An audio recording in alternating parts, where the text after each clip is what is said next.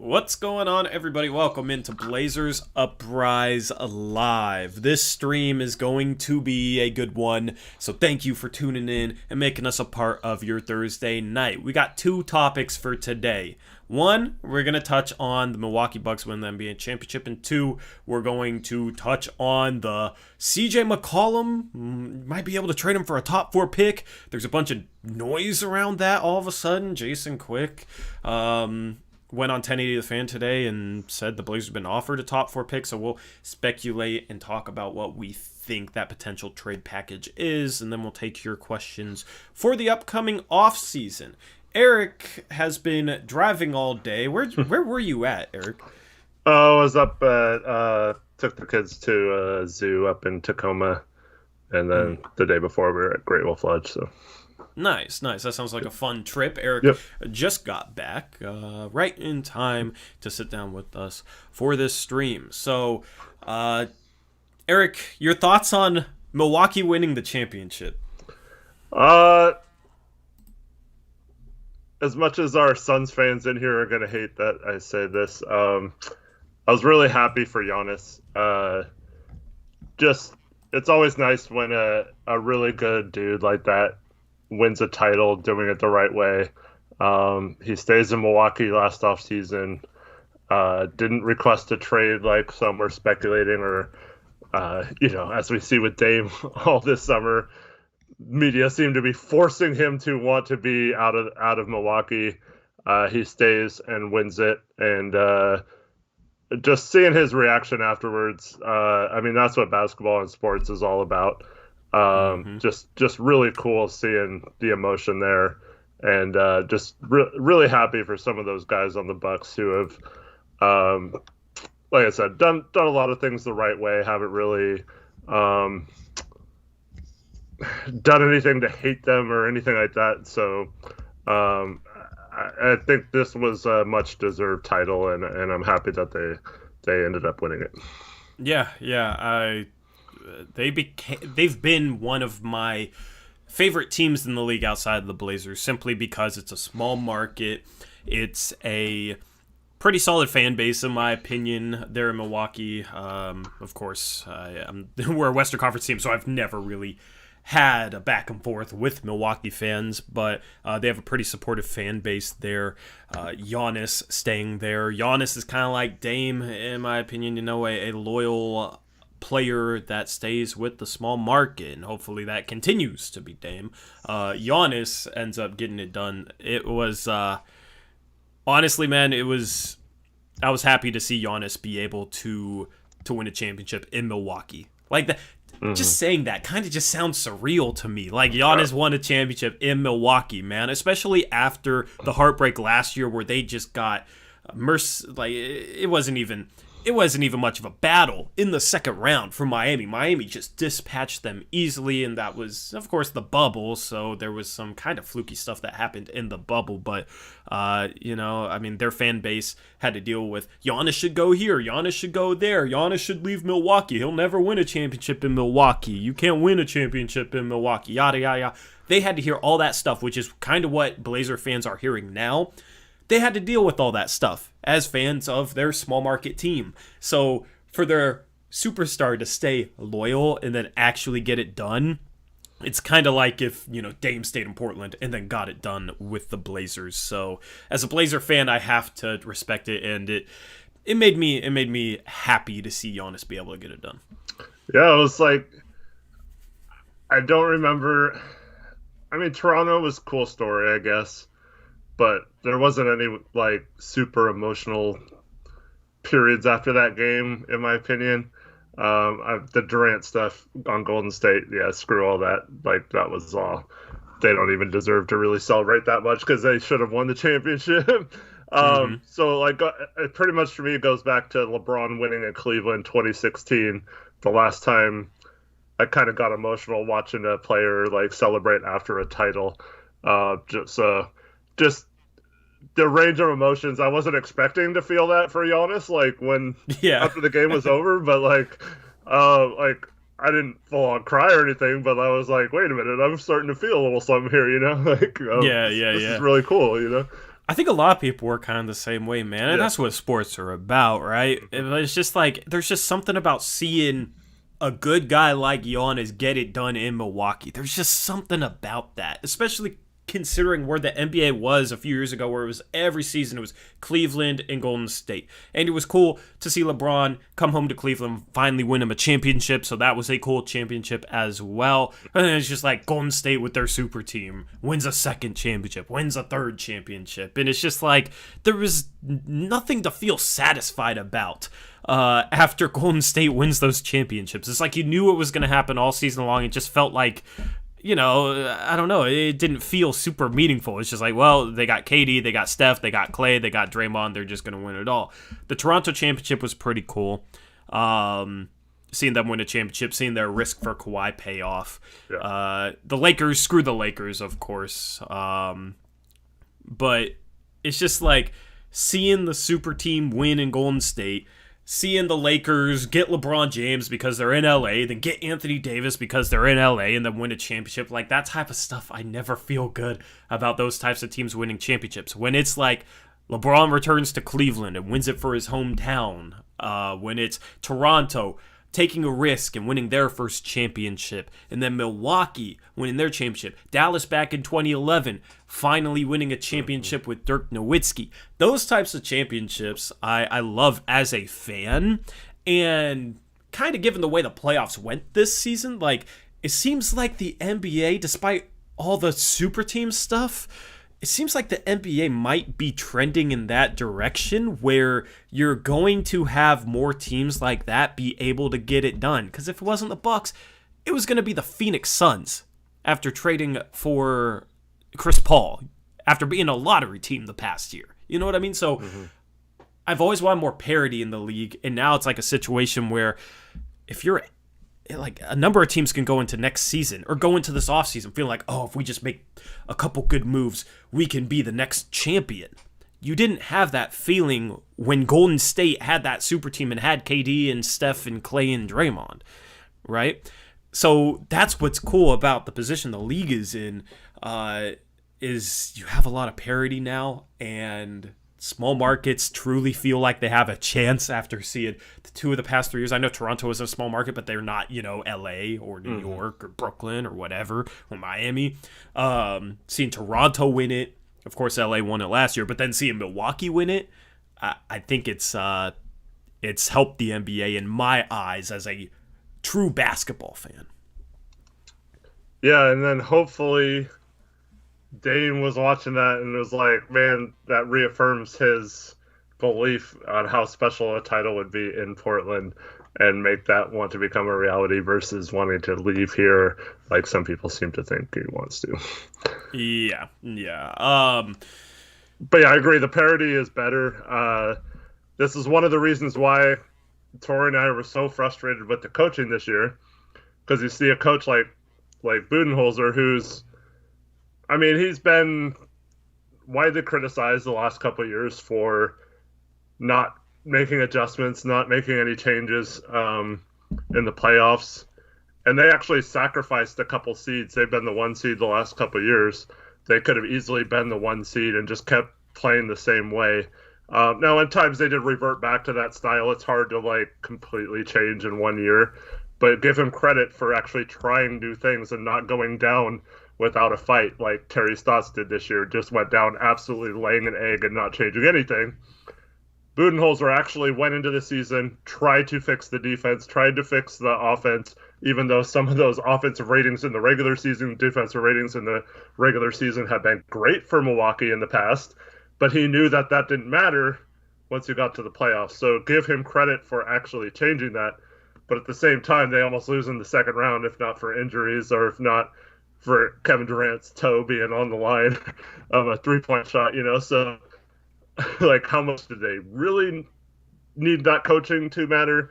But yeah, it's a great story. It's just, that's how slim of a margin it was between them losing in the second round and being champions. And that's really cool for the NBA, I think, and in terms of growing the game and getting lots of viewerships and all that kind of stuff is having that kind of razor thin margin between winning a championship or losing and having your whole season over and probably making wide changes in the offseason. So yeah, it's pretty crazy. And that's why I think you're on the same page as me. I don't feel like it's that out of the realm of possibility to go from where we were at last year to being somewhere in the conversation to make that happen.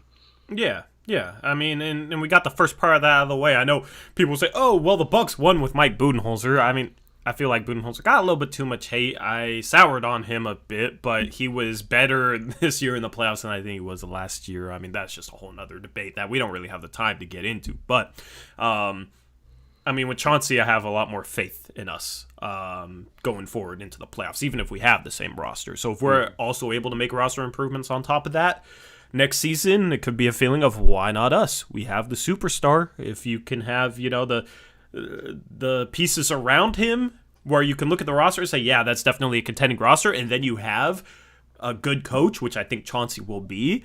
I mean, why not us? So I'm going into the offseason, fingers crossed, hopefully optimistic. Before we get into some offseason talk, I do want to touch on just Giannis's resume at this point. 26 years old, two-time MVP, Finals MVP, won a championship in Milwaukee with a 50-piece. I mean, this dude at 26 years old has put together an insanely impressive resume. And I mean, this just caps it off. I mean, what else is there for him to go do? Lead Greece to a gold medal in the Olympics? Like, that's the last thing on his resume. And, yeah. I mean, he's the type of guy that he could potentially do that. I don't want to get too far ahead of myself there. And Greece isn't in the Olympics this year, sadly. But, I mean, his resume is extremely impressive. I got a question for you, and you can also talk about his resume if you want. But do you think he goes down as a top 10 player of all time? I still think he has some work to do to get there, but I mean, he's certainly building a case. If he only gets the one title, I would probably say no. But it's almost like this year, I mean, he had an awesome regular season, but no one really even talked about it because when you're the MVP, this is why I say, like, the Dame and CJ stuff, it takes not only the season, you have to be good in the season you're in, but people, like, they're not supposed to think about previous seasons, but they always factor in previous seasons to stuff. So, like, the fact that the Bucks lost to the Heat last year, and they lost the year before in the Eastern Conference Finals and stuff, and couldn't get over the hump despite being the 1 seed, then they're just like, oh, yeah, Giannis had a great season, but it doesn't matter because he won't win in the playoffs, blah, blah, blah. So they don't vote him for MVP, right?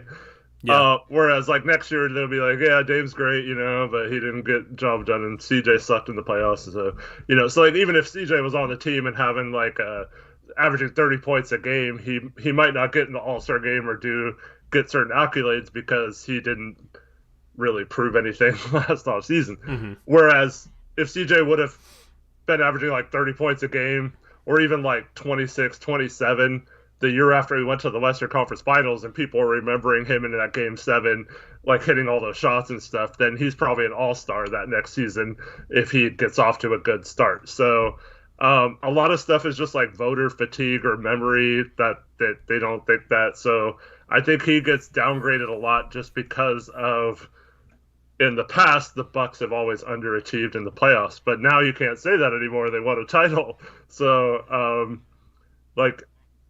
I mean, he's at least up there with Dirk probably right now all time, just in terms of accomplishments and stuff, which is crazy because he's played such less time than Dirk did. But yeah, there's a lot of greats that never won a title and haven't accomplished being a 2-time MVP, and he still has, 10 like solid years and probably, 6 years of being prime Giannis to add to that resume. Yep. If he became a good jump shooter, I think he would be a top 5 player of all time. I mean, imagine if he could shoot 37, 38% from 3. He would be as unguardable as maybe anybody who's ever played the game. Like, he's not a good 3-point shooter, and you can foul him, send him to the line, and have some success. He has stretches where he misses a bunch of free throws, and he's still basically impossible to guard. It's just like, I hope he figures out a 3-point shot, figures out how to shoot the 3-ball well, because his ceiling, if he does so, is just absolutely absurdly high. Like, I don't know, man. It's if he figures out how to shoot, I think there's a good chance he ends up being a top 5 player of all time. Well, you mentioned him, like, if he led Greece to an Olympic gold medal or something. Mm-hmm. That's the problem, is if he never learns how to shoot, you can't really do that in the Olympics, because teams could just play zone and pack the paint on you. So and he doesn't have the shooters on Greece that he needs to do that. Mm-hmm. So if he was ever to accomplish that, he'd probably have to become a lights out shooter or something. But yeah, definitely. I mean, that's scary. I put Ben Simmons in that category too, as a guy who, if they just learned how to shoot, man, that'd be crazy. But the thing that makes Giannis, everyone says, like, just don't ever shoot threes, just drive in. But the fact that he does shoot threes sometimes keeps the defense a little honest, more so than with Ben Simmons, who just refuses to shoot at all. So you know you don't even have to guard him out there. So, like, yeah, I think, Giannis could develop a shot, I guess. I don't know if it's... Part of it is just he doesn't have to. He knows he can win without even doing that now. So I don't know if he'll even... I mean, of course, he's got a great work ethic and all that stuff, but, like, does he even need to do it? I don't know. Yeah, I mean, it's the most easily improvable skill he has left, because, like, everything else he does at such an extremely high level, it's hard for him to make noticeable improvement. You know what I mean? Average 6 assists per game, 28 points per game, 11 rebounds per game this past season, and 33 minutes per game. Like, finishing-wise, phenomenal. The moves he makes attacking the rim, the way he attacks the rim, phenomenal. Like, his three-point shooting, he shot 30% the last 2 years. It's not like that's too far off of the league average, you know? Raise that by maybe 5 percentage points. He's a league average shooter. 5 percentage points is quite a bit.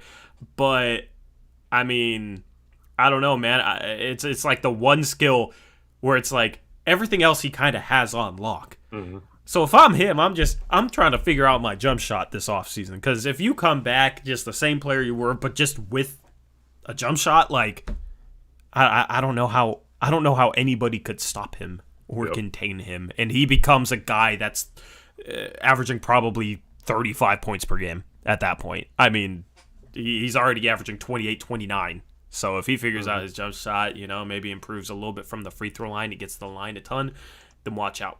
So, I mean, just fun to kind of speculate as to what he could be with a jump shot. Yeah. With that segue, I'll be right back in a few minutes. All right. I'm going to start talking about off-season stuff. Alrighty. So, Eric warned me that he'd have to bounce out for a few minutes. He'll be back. I'll take your questions actually. But not stuff about the CJ McCollum top 4 pick stuff. Because I want to get into that with Eric on air. So try to ask me questions. Am I echoing? Better? Cool. Thank you. Sorry, this is just a scene I barely ever use. Chat really spamming gecko. That's better, right? We good, chat? Yeah. I had 2 mics set up on this scene. I had my mic set up twice, so that's why. I was kind of curious what that would sound like. I didn't know if it would echo or not, so thanks for letting me know. I recorded half a video with both mics set up, and I had to restart my recording the other day. So, this is just something that, just a scene that I don't use a whole lot. So, because normally Eric's always here.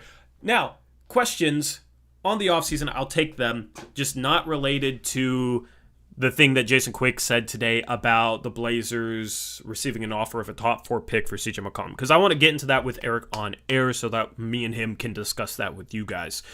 So I will take random questions outside of that. It can be on the offseason. It can be about potential targets. If there's any kind of related to what I want to talk about, then probably won't answer it Chris says, talk about Norm.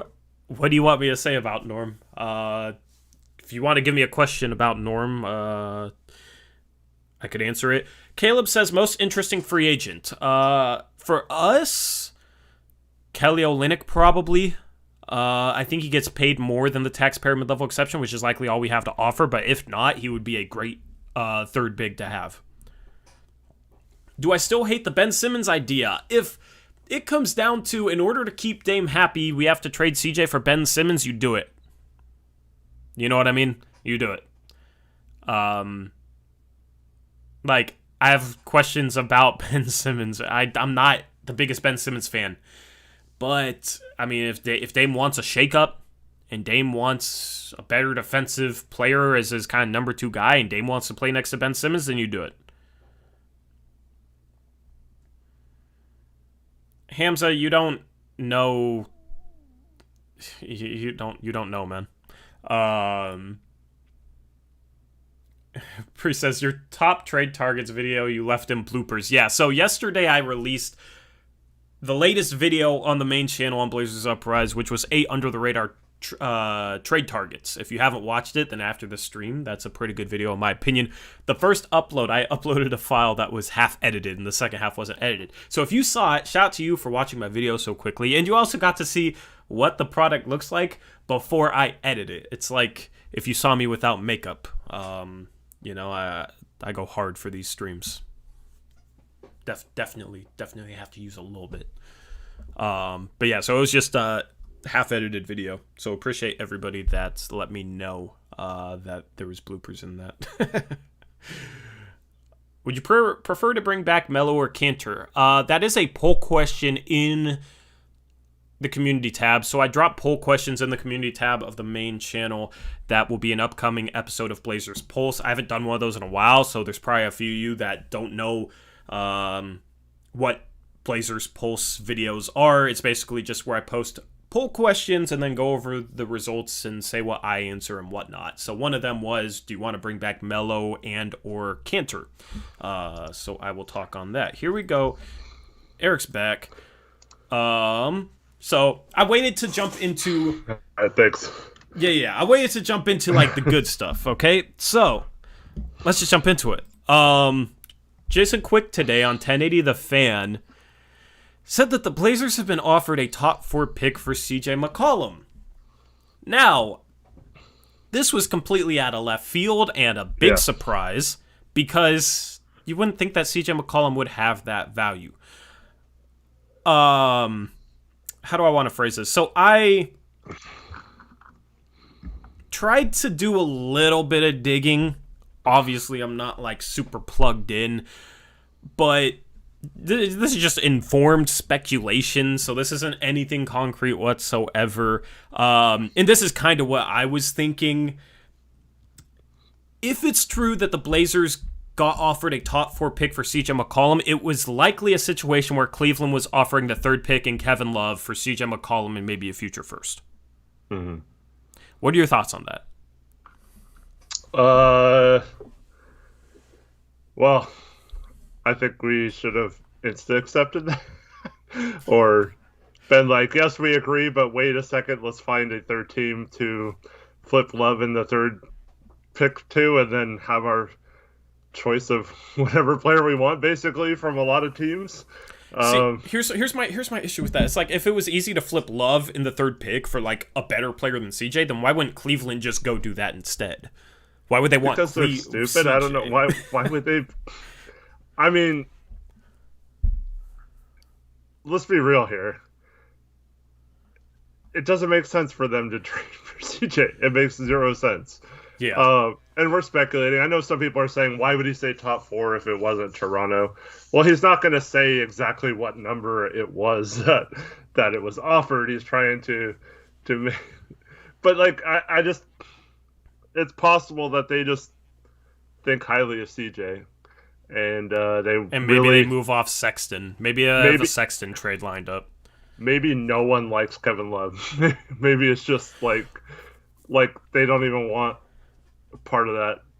But it could be a team that, like, maybe they don't want Siakam, right? Or maybe they don't want whatever crap Orlando is trying to give him. I saw you speculating on Orlando, right? Uh-huh. So that it could just be that like CJ is someone they like and wanted to target, or I mean, I guess it might not be Cleveland either. That's being the stupid dude, but I don't. It's just weird. Here's another thing that's possible. It's possible that Cleveland wants to make Kevin Love happy, and therefore they're willing to trade him to Portland. So this kind of brings up something that I'm wondering is, okay, if that's part of this, does Cleveland participate in a 3-team trade where we ship Kevin Love off to, like, Orlando? If Maybe Cleveland's that's trying the to make problem. Kevin Love happy? But I mentioned this on the last stream when we got into this. I really don't feel like there's going to be a complicated trade, and this kind of reinforced that. It's like, oh no, we don't want to pick. We want to get better right now. It's like, well, the number 3 pick would help you accomplish that. Like that's so obvious to us, right? Yeah, flip it somewhere else. Yeah, I mean, you could. I mean, I don't know what the best player in the league making like around 10 million is. I'm sure we could figure that out, but like you could flip Derek Jones and the 3rd pick for whoever that player is, and like or like combine Jones and Rocco and number 3 to get something really good as well. And Well, it just opens up avenues. Because here's the thing. It's like, if you pulled off that trade, you could be talking about, like, oh, Orlando really wants to move up to 3. Maybe you're talking about 3 and Derek Jones Jr. and, CJ Ellaby, or, I don't know, filler salary for, like, number 5 and Jonathan Isaac, or number 8 and Jonathan Isaac in a future first. Like, Jonathan Isaac isn't really gettable because Orlando isn't going to want CJ.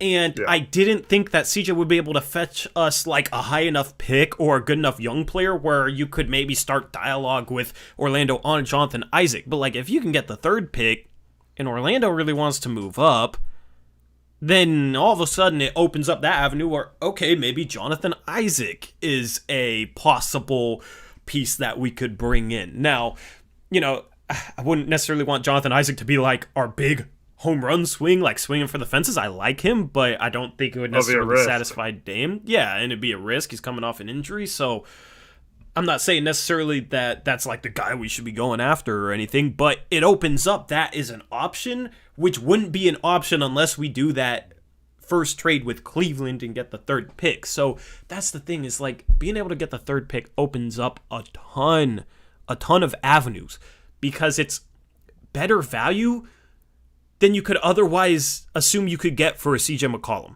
You know what I mean? So that's what's just mind-boggling. And it's like, even if we keep the pick, I mean, it sounds like Houston is very intrigued by Jalen Green. We could be able to get Evan Mobley, right, who could be as good as CJ from day one. Like, I don't know. We could get a good young player that could be a starting caliber player and have like superstar upside in the future. And then we could use all our other assets and maybe try and package Love's salary and go out and get a Pascal Siakam too. Like, it opens up so much for us.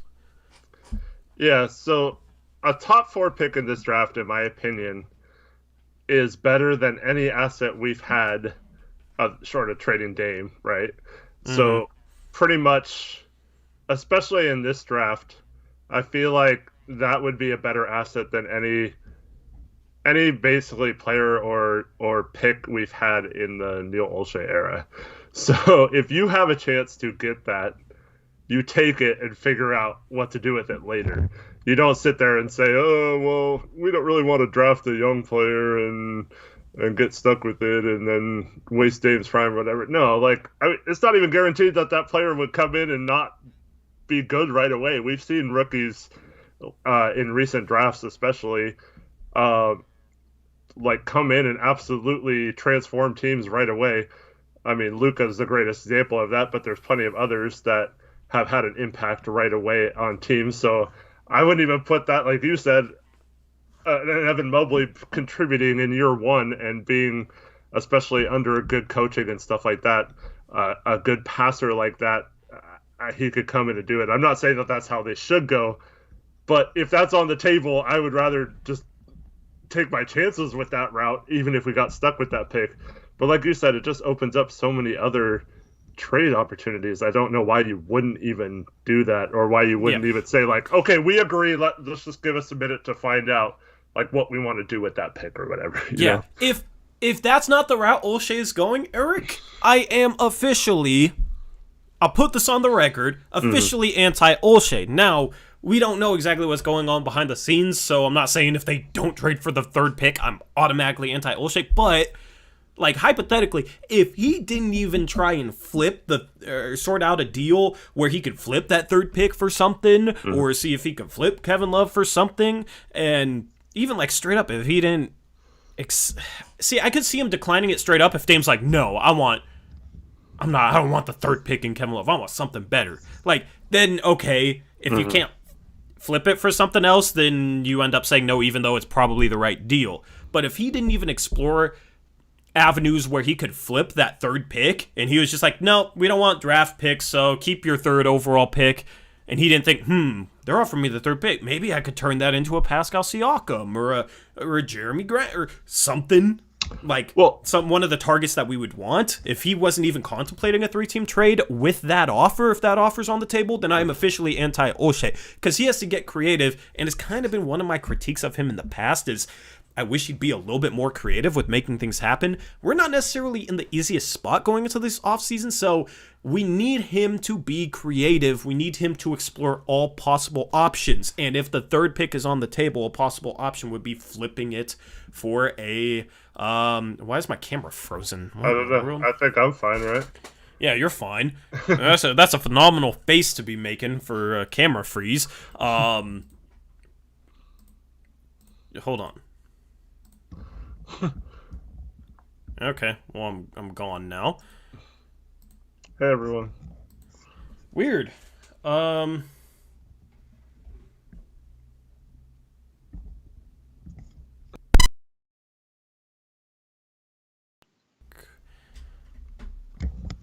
Camera? Okay. I think we're good. Is my mic still normal? I just unplugged it. Cool. All right. Yeah. Anyway. I know somebody is already... Yeah, I know that's already a meme. Yeah. Oh, my goodness. Anyway. Yeah, no. I mean, if Olshey doesn't explore that... he has to explore all avenues. We have to be creative this offseason. So if he doesn't even explore that avenue of flipping the third pick, if it's on the table, then I'm officially anti-Olshey. There was a rumor, I think it was Orlando and Toronto were the teams interested in moving up in the draft. So, and who was on Toronto that we've talked about all offseason wanting to get. And then you have some news about that particular player, right? Yeah, okay, so as I said, this is just kind of informed speculation. And I don't know. If this is real, it sounds like CJ has a little bit more value than we expected. It also sounds like Siakam might have a little bit less value than we expect. So apparently Siakam isn't thrilled with Toronto, which isn't really a surprise. He beefed last season with Nick Nurse. And he's also injured to start next season. We'd have to waive his physical, so maybe he has some like long-term injury concerns. It might be a situation where it's like, I'm thinking, okay, we're going to have to give up CJ and 2 firsts for Siakam. It might be a situation where Siakam doesn't have any more value than CJ McCollum, or maybe even potentially less. I don't know. So that's what's kind of just confusing about all this, because I was told, and just informed speculation, that there could be like a CJ Nurk and additional assets for the 4th pick and Siakam on the table, which is just hard to even wrap your mind around, because it seems like you're absolutely fleecing Toronto. Obviously, it depends on what the other assets we would have to give up on top of CJ McCollum and Yusuf Nurkic. That was something that I was told. Where I don't necessarily believe that's on the table, but that was something I heard that I was just like, what? Yeah. To me, it'd make more sense if it was something like having to do a 3-way team. So like somehow Toronto got the 3rd pick out of that, and that's why they were trading 4 or something. I don't really think that makes sense any other way. But then I don't know like who would get CJ then, or because we know Toronto probably doesn't want CJ, but that trade rumor seems to suggest they might. Like I don't get anything that's happening right now, or they just think Nurk is like so valuable that I don't know why. If that deal was on the table, man, I don't know. I guess it depends, like you said, on what the additional assets were, but. Could be a situation where it's 2 future picks, Rocco, Anthony Simons. Like, at that point, okay, maybe you see why, but... But if you're already at Nurk and... Well, I mean, CJ and Siakam's salary is pretty close, right? So, if you're adding Nurk in there, I don't see how it would be anything other than maybe Simons and Ant and future picks as the asset, because they would have to include something like a Boucher or someone on their end too. So yeah, it doesn't make sense that it would be Rocco or Derek Jones or like any of those players that make money. So it's just tough to figure out. I don't know. It doesn't make sense. Yeah. See, and then this is where the mind starts working, where it's like, okay, if we traded for the 3rd pick in Kevin Love, say that Cleveland really wanted CJ, would we be able to turn the 3rd pick, as well as maybe like a future 1st or 2, into the 4th pick in Siakam by using Kevin Love as filler salary? Like, I don't know. Like, yeah, there's so how many... desperate are they to move up? Yeah. There's so many... Okay, this draft is extremely interesting. If we... Go ahead. If we somehow got Siakam and, like, Jalen Suggs or something for... Because, I mean, whether you think Suggs is the 4th best player or not, I think... I mean, Cade's probably higher than him. But out of all those players, I would feel most confident about Suggs contributing right away. I would maybe cry if we got Jalen Suggs, dude. I would cry tears of joy if we got Jalen Suggs. But like I'd have no problem with him being like the backup point guard right away off the bat, right? He could play next to Dame. He could play next to Pell. Yeah. Like, obviously, Anthony Simons comes into question, but maybe we involve him in that trade. Yeah. But, I mean, you had the Suggs, Simons, like, backing up Norm and Dame, and then, you know, Norm could slide over to the 3 some, especially while Siakam is out the first couple months. Man. I mean, if any of these options are on the table and we haven't accepted them, I'm right there with you. Olshey needs to be gone. Like, that's...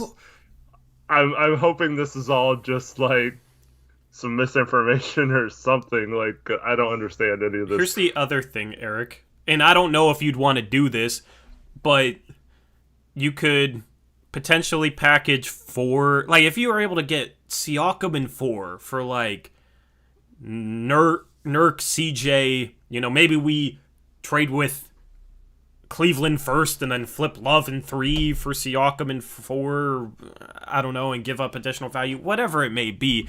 Like, if we're able to get Siakam in 4 somehow, we could package Rocco, Derek Jones Jr. in the 4th pick, and likely get Jeremy Grant and Mason Plumlee. Mm-hmm. I mean, so at that point, it's a home run off-season. You know, so you're sitting here with... and, I mean, we could probably even get... Because 4, in my opinion, is a little too much to give up for Jeremy Grant. So, like, you could probably get, like, one of their early second-round picks as well. Mm-hmm. So, like, you still have, you know, a pick in the draft or whatever. But, man, yeah, if you ended this offseason somehow trading CJ and maybe a couple additional assets, and you ended up with Grant, Plumlee, and Siakam, I mean... How could you beat that offseason? That's my dream. That's my dream offseason. I was waiting for a video, but now that this stuff's coming out, like, we gotta talk about it.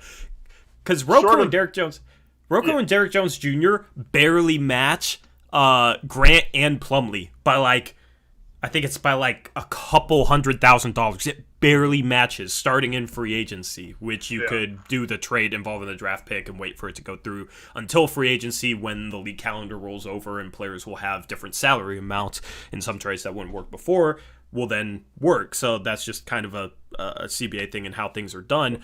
I mean, like, if you can flip CJ into Siakam and then you can flip other assets, Rocco and Derrick Jones Jr. into Jeremy Grant, and you can go into next season having a starting lineup, you know, if you're able to keep Nurk, a potential starting lineup of Dame, Powell, Grant, Siakam, and Nurkic, I mean, and Plumlee off the bench as a playmaking five, like, that's kind of the dream offseason for me at this point. Yeah, so for anyone saying, like, oh, it's unrealistic, that would never happen, whatever, like, this is all based on this quick report being true, so, of course, like, that has to be true, first of all. Let me say this, though. There's speculation, it's not just from Quick. Mm-hmm. The speculation about Portland having a top 4 pick on the table for CJ McCollum. Yeah. And it's just speculation, so we don't know for sure. But it's not just Quick that's hearing this. It's around the NBA.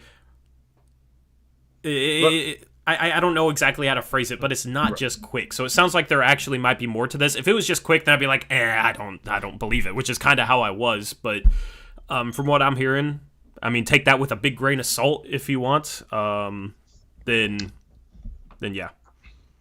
So here's why, for anyone who's still kind of like, why would they trade for a pick? Like, that doesn't help, whatever. There are 3 teams. We've already mentioned 2 of them. The third, so one is Detroit.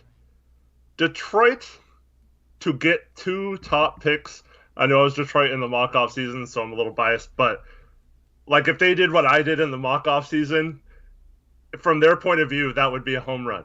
And we saw, I think his name is Troy Weaver, their GM.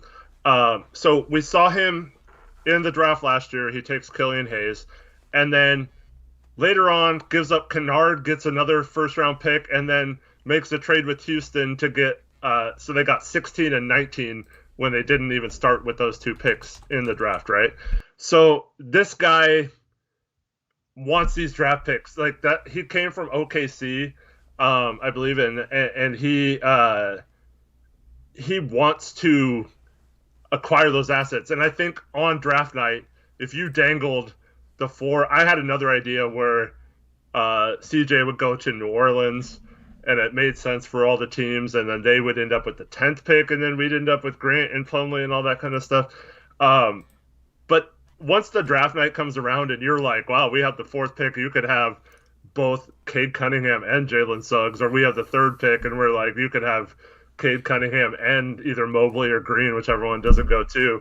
I think he would absolutely jump at that and give us additional assets in addition to maybe Grant and Plumlee in that deal. So yeah, just imagine we're on the clock with 3 or 4 though. Like we're on the clock. On draft night, right? It's like we haven't been talking about draft prospects at all for us. We don't have a pick in this draft, and it's a loaded draft, and then all of a sudden we're on the clock. Are we going to trade the 3rd overall pick? Or are we going to select Evan Mobley? Like, as I said, everything needs to be taken with a grain of salt, and this is just speculation, but it's informed speculation. It's not just random people coming up with some random stuff. Like, this is, like, I can't go into depth on it, and I'm not even going to say, you know, I have sources or whatnot, but I do know some people that have been on top of some things before. I do know some people that are kind of plugged into the league,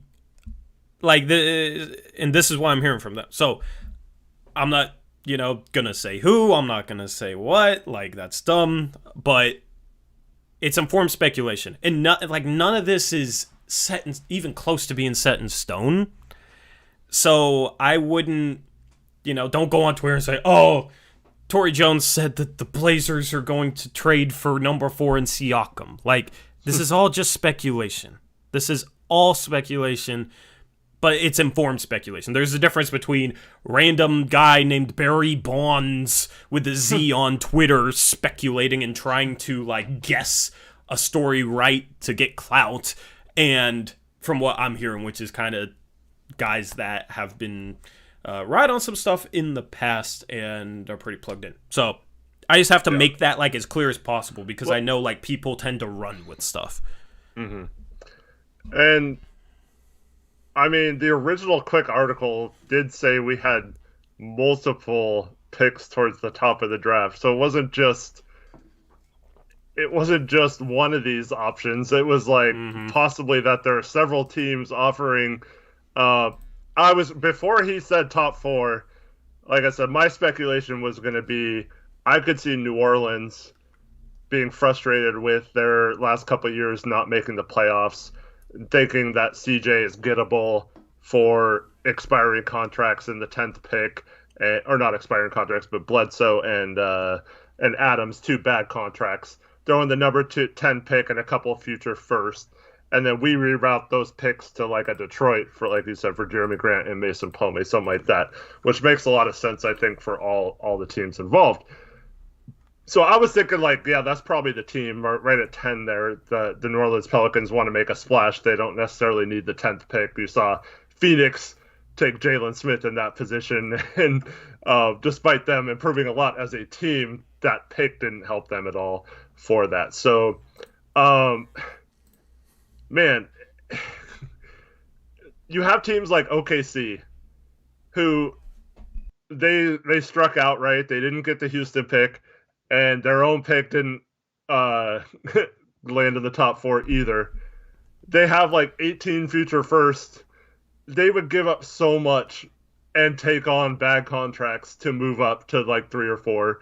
So I'm not saying like that's someone you want to trade with, but you keep acquiring assets. So from 3, you get like 6 firsts or something, like, you know, and then you use those 6 firsts to make the type of trades you are making.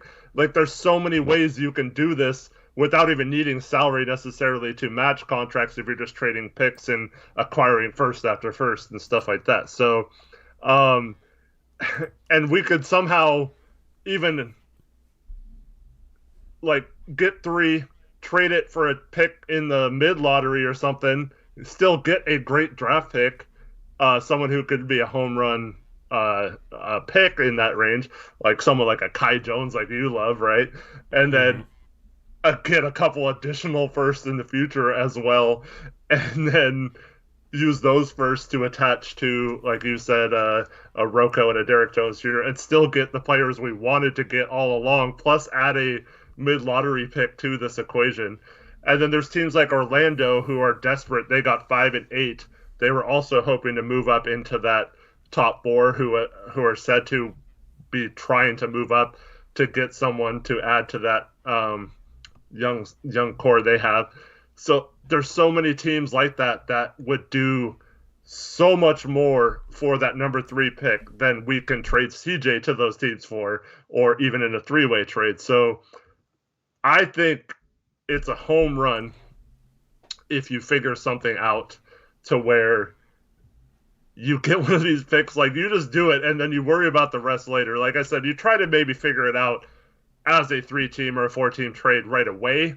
But if you can't do it like within the second, you say, okay, never mind, we can't figure it out, we accept, and then worry about trading Love or with that 3rd pick or whatever to another team. And I just think you just mentioned earlier, like, why wouldn't like Cleveland just trade Love and 3 for whatever? But like if their best offer is for Siakam, maybe they're not as high on Siakam, like you said. Maybe Siakam doesn't have as much value, especially since he's injured and stuff like that. And maybe they're looking to deal Sexton, so they're looking for more of a lead guard or whatever. So I don't know. I don't think it's that crazy to think that this is possible. These teams, there's several up there that have been stupid in the past. I mean, even like Houston is tied to the whole Dame thing. So like, what if Houston was like interested in CJ for some reason or whatever, and we're possibly willing to include the 2nd pick, or like we don't even know if it's the 3rd pick 100%, but Um, I mean, but see, this is the only reason like this is a conversation because it seems like if this is true, it would be a team overpaying for CJ. If I'm going to be honest, do you know what I mean? Like, there's a reason we haven't discussed like, oh, what could we do with the top 4 pick for CJ McCollum? Because I didn't even think it would be possible. Now, hopefully, I'm not. Hopefully there's no GMs watching this, and Cleveland GM might be silly enough to say, you know what, he's right. There's no way I'm giving up a number 3 pick for CJ McCollum, right? Like, but it would be an overpay. It just absolutely, in a loaded draft with such phenomenal top-end talent, if you could get a top 4 pick for CJ McCollum, I don't care if you're taking on Kevin Love's contract or what. It's an absolute win in terms of the value of assets you're getting. Mm-hmm. So that's the thing. If you're able to get back, $2 on the dollar in a CJ trade, all of a sudden you have more. You have higher value assets which you can then move around in order to get what you want. And when you thought, okay, it might take CJ into first or 2 to get Siakam, all of a sudden you're getting the 3 pick back for CJ, and then you're getting back an asset that's probably more valuable than Siakam. So that's the thing, and that's what a lot of good GMs will do. They will get back assets. They'll get back more than they're giving up in a trade value-wise in terms of assets. And then they will use those assets to really get what they want. So that's the thing I'm hoping with Olshey. I'm hoping he's not just shutting the door on this. And anybody saying Quick saying he turned this down, he only wants a star-level player. I would like to hope that Olshey is not that bad of a GM. I don't think he is. Like, you can get the third, if you can get the 3rd overall pick, you can turn it into other stuff, and you can turn it into what Dame wants. Mm-hmm. The only way I can see them decline that trade is if Philadelphia really wants CJ and Portland really wants Ben Simmons. Right. And therefore, like, Philly isn't going to want a pick. You know what I mean? So that's the only way. Or if the Toronto deal doesn't include the 4th pick, and there's and then it becomes 2 players. Like, what if we're trying to get VanVleet and Siakam? I mean, I don't see why we'd want Fred VanVleet unless we're going to flip him. Yeah, maybe it's Boucher and Siakam. I don't know. For what? For what? I just trying to speculate on the CJ and Nurk for what I don't understand how. Won't they have some cap space? I guess they would. It depends on what they do with Lowry. I think they're going to try to sign and trade him or hope that a sign and trade works out. But yeah, Gray Hughes is asking what that Quick was suggesting. So he went on radio today after having an article saying the Blazers have been offered multiple top picks in this draft or towards the top half of the draft. He went on 1080 today and said that the Blazers were offered a top 4 pick for CJ McCollum, but turned it down because they want a player that is ready to win now versus, someone who's going to be good later. Yeah. I'm going to do the math on how much more salary Toronto would have to trade out. What's up? Alvy just mentioned if we could somehow get Siakam and OG. Yeah, that's not happening. It's not happening. It's not even. They're not trading OG. OG is probably their most untouchable asset at this point. Yeah. I don't want to get so deep into this that all of a sudden we're starting to explore things that really aren't possible. Now, of course, I didn't think it would be possible for a top 4 pick to be on the table, and now it's it might be. Obviously, speculation. Based, Quick and other people have said that they think that the Blazers have gotten an offer of a top 4 pick for CJ, so it's much more realistic. But if we start going down just every path, OG is not realistic. They're not trading OG. So I just thought of this, right? If Dame, let's just say hypothetical, Dame is secretly requested a trade, or they were still considering trading Dame, right? Wouldn't they, accept that trade for CJ then, and then get whatever the best possible Oh, selection of picks? Absolutely. So this. If you're blowing it up and you could get a top 4 pick for CJ and then whatever you get for Dame and then maybe you trade Rocco for a first, like... I mean, let's face it, I've heard that the number 2 pick is on the table for Dame, right? So you could have 2 and 3 for Dame, and Houston would have to include like multiple other picks too, right? So I mean, you're starting off with Evan Mobley and Jalen Green. Evan Mobley for I mean, if we're going to rebuild, I'm not saying that's going to happen, but the fact that we didn't do that trade right away signifies to me that Dame is 100% staying and that they're not even looking to trade him, because that would have been something they accepted and then started their rebuild off by trading Dame as well. So if they're going to rebuild, I mean, I can't think of a much better way to do that. But I can almost guarantee that Dame is not going to be traded after that. Yeah, I don't think there's much of a chance of that. I'm doing some math here. So, let's see here. In order to match salary without using cap space, in order to match salary for CJ McCollum and Yusuf Nurkic, the Raptors would have to trade Pascal Siakam and an additional $1.2 million. Mm-hmm. That's based on 2021/2022 season numbers, salary numbers. So, I mean, you just toss in... I mean, you can toss in anybody, Malachi Flynn, or, I don't know, they could guarantee Paul Watson's contract and trade him, you know, and use him as salary filler. So, like, a Pascal and, like, pretty much anyone, Freddie Gillespie, if they guarantee his contract and trade him, Yuta Watanabe, like, just Pascal and a small filler contract for CJ and Nurkic matches. It would be perfect in that.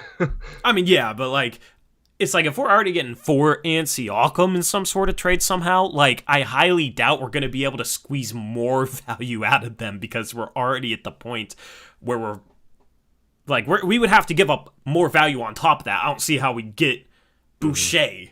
You know what I mean? Like, because it's CJ, Nurkic, and then other assets. So that could include both Simons, Little, and like a future pick or 2 future picks. Like, we would have to give up much more value in that trade in order to even, like, make it a possibility. So I don't see how we would be able to squeeze, like, Boucher out of them too, as well as Siakam and number 4.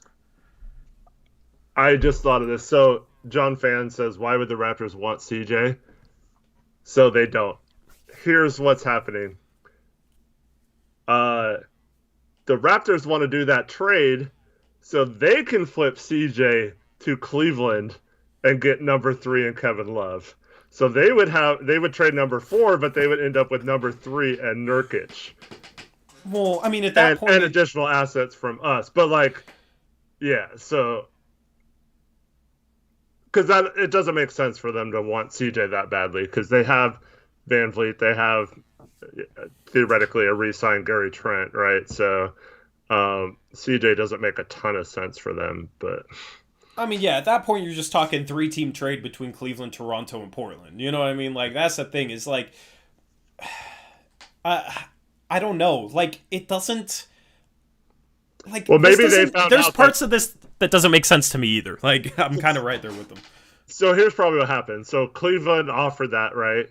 We turned it down, and then Toronto's been calling them, trying to move up in the draft, right? Because they don't want, like, as much as they probably like Suggs, like, Mobley would be way better for their timeline. Yeah. Same with Jalen Green or whatever. So they're probably tough to move up. Yeah, there's a big difference. Let me just say this. There's a big difference between the 3rd pick in this draft and the 4th pick in this draft, because Sofik says trading Siakam to move up 1 spot in the draft. Yeah, it's just like, 1 spot. There is a bigger difference between the 3rd pick and the 4th pick than there is between the 2nd pick and the 3rd pick. Okay, because there are 3 super top-level prospects in this draft. That's Cade Cunningham, Jalen Green, Evan Mobley. Okay, and it sounds like Houston might take Jalen Green at number 2. The difference between Evan Mobley and whoever's available at 4 is extremely large. So, yeah, Toronto might be trying to do that. there's a rumor that they're talking about drafting Scotty Barnes at 4. So, um, yeah, like the difference Yeah. between Scotty Barnes and Mobley, yeah, is even bigger. But so you've had encountered this just in the mock off season, right? So Toronto calls them and is like, what can we do to get 3 or whatever? And they're like, I don't know, like we tried trading it for CJ, but they wouldn't get it. And then all of a sudden your jury's like, oh, wait a minute, if I get CJ, then would you be willing to do that deal, And then, like, technically, like, teams aren't supposed to talk that way, but it happens, right? Oh yeah. So, Yeah, absolutely. so like, that's just like next level GM stuff, is right. Like, Mm-hmm. oh, they're not giving me what they want, or we don't have anything. Like, we've been talking, they don't want Siakam, they don't want any of this stuff, and then they're trying to, so they just somehow find out that like they want CJ or whatever, and they're like, well, if we get CJ, would you be willing to do this trade with us? Because we'll do that for sure. I don't know why Portland's not doing that. And then so then maybe that's why they're like willing to overpay a little bit for CJ. Plus, you mentioned additional assets, whatever that is. So maybe the additional assets are something that makes that worthwhile for giving up Siakam for basically moving up one spot. So. Yeah, and like Toronto's a team like in rebuild mode, they'd be fine with taking on Kevin Love's contract. I don't see a need for Cleveland or Toronto to really for Cleveland to give up a bunch of assets to get rid of Kevin Love's contract. And I don't see a reason why Toronto should shy away from taking on Kevin Love's contract if it gets them the 3rd overall pick and if that's what they want. So, yeah, I mean, it could be a situation where you got those 3 teams talking. I don't know. And I hope that's, from our point of view, I hope we're just like, oh no, we're not interested in a high draft pick or whatever. Like, I hope we were like doing the same thing that I said Toronto just did, and be like, call every team in the league and be like, okay, what would you give us if we had the 3rd pick or whatever? That's how a good GM would operate. Yeah, it would just end up, in the end, it would end up in a situation where like you'd have to have Cleveland be extremely stupid because they shouldn't trade out of 3. You know what I mean? Yeah. Like, yeah. So if they are willing to, because that's the thing, they wouldn't even get 4th either. So if they're just willing to give up 3 and Love for CJ into 1st, they are just hopeless. I mean, Evan Mobley and Kevin Love for CJ, for a rebuilding team, for CJ into future first. Like, it just doesn't, that part of it is just like, why? I don't understand. So, just hypothetical, because we don't know. We're assuming it was just like a future first or whatever, but what if it was CJ, Ant, Nas, and 2 future first for Love and 3? At that point, it depends on what you flip it into, because yeah, because at that point, it's like, what are you going to get back for 3? Siakam and 4? Like, so, and then what? You get Jalen Suggs, so then you're trading CJ, Ant, Nas. Did you throw Nurk in there? No Nurk. Well, Nurk. So CJ, Ant, Nas, and 2. Well, it's like CJ, Ant, Nas, and 2 future firsts for Siakam and Jalen Suggs. I mean, I would do CJ and 2 firsts for Siakam. So, would I be willing to do Nas and Simons for Jalen Suggs? I mean, I try really hard not to be biased, and I don't think I'm biased when like kind of ranking some guys, but like I love Jalen Suggs. I mean, Jalen Suggs would be a better piece than Nas and Ant combined. Like, as much as I like Nas and Ant, I think Blazer fans a lot of them tend to overrate the young talent we have. Like, Nas is a future all-star and Simons is a future all-star. Like, you're talking about Jalen Suggs here. Like, value-wise, his value is higher than Nas and Ant combined. So at that point, if you can turn it into Siakam in 4, then like maybe you're talking. But like, still, I don't know how I have a hard time 4, seeing though, if we're not giving Exactly. If you're turning Love in 3 into Siakam in 4, I feel like you'd need to give up more value on top of that. And if we've already traded 2 future firsts, Nas and Simons, then at that point, like, we don't have much left to give. Mm-hmm. So, because that could have been, this could have been the reason why we declined it, is because there was additional things to it that made it. It wasn't just the pick or whatever, you know. It wasn't just not wanting a high draft pick or whatever. Yeah. Yeah, it could have been Cleveland wanted CJ, and that would make more sense. That would make more sense if they were willing to do like Love and 3 for like CJ, Nas, Ant, and 2 or 3 future firsts or something like that. Mm-hmm. You know what I mean? Like, at that point, then it's like, okay, I could see Olshey saying no to that.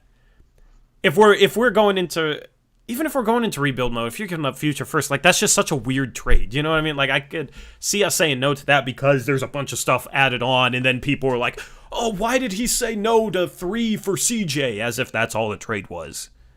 You know what I mean? So that's the thing you have to remember with everything that's leaked and all speculation is there's probably additional pieces in the deal that change the equation.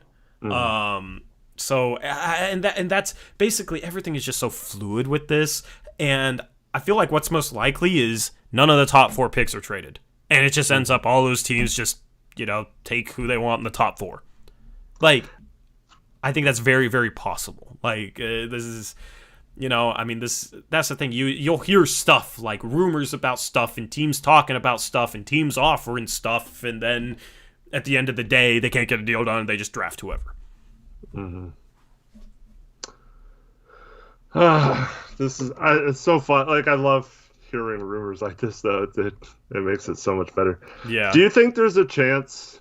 Okay, so Darius Garland's been with actual Team USA. He like got promoted while Booker, Drew, and Middleton were still playing, right? He didn't make the actual traveling squad, but do you think there's, like, if they included Garland or something, like, do you think Dame has been watching him firsthand and maybe that's what got them talking is they wanted Garland in the deal, and that would make a little more sense for them to get CJ if they're trading one of their two. Who would be getting Garland? Like Portland. Garland makes no sense for Portland. I know. I'm just wondering, like, if Dame liked him or something, you know. Okay.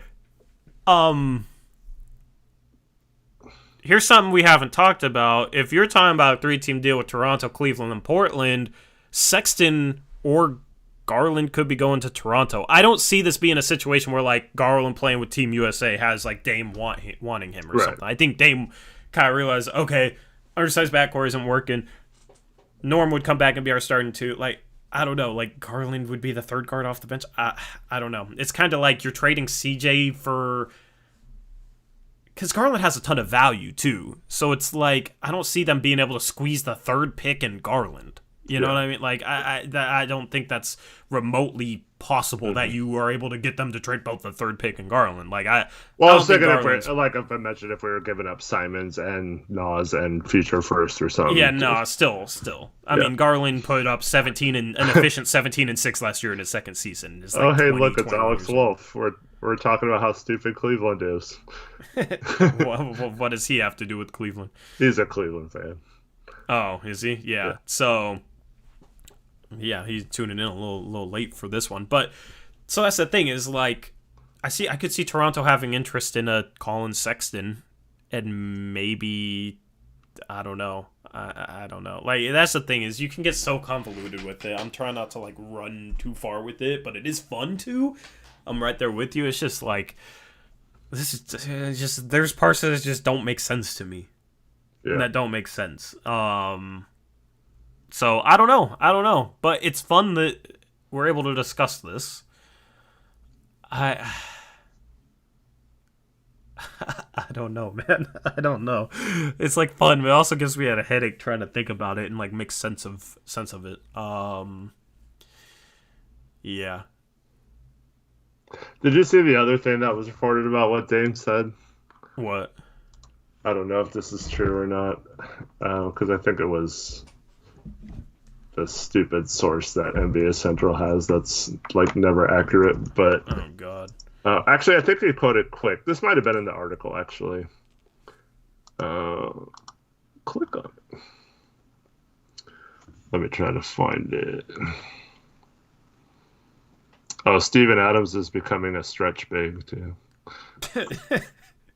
I heard he was shooting the quote snot out of the ball. That's an interesting one. Norman Powell expected to see close to 20 million. Like no doubt. Yeah, I mean, I could have tweeted that out. Absolutely give that to him. If someone has the Dame quote, I don't think it's NBA Central. It must have been something else. Hoop Central? Oh, God. No.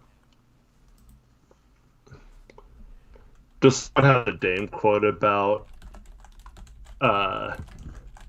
paraphrasing. It was basically that he felt that he told Olshey to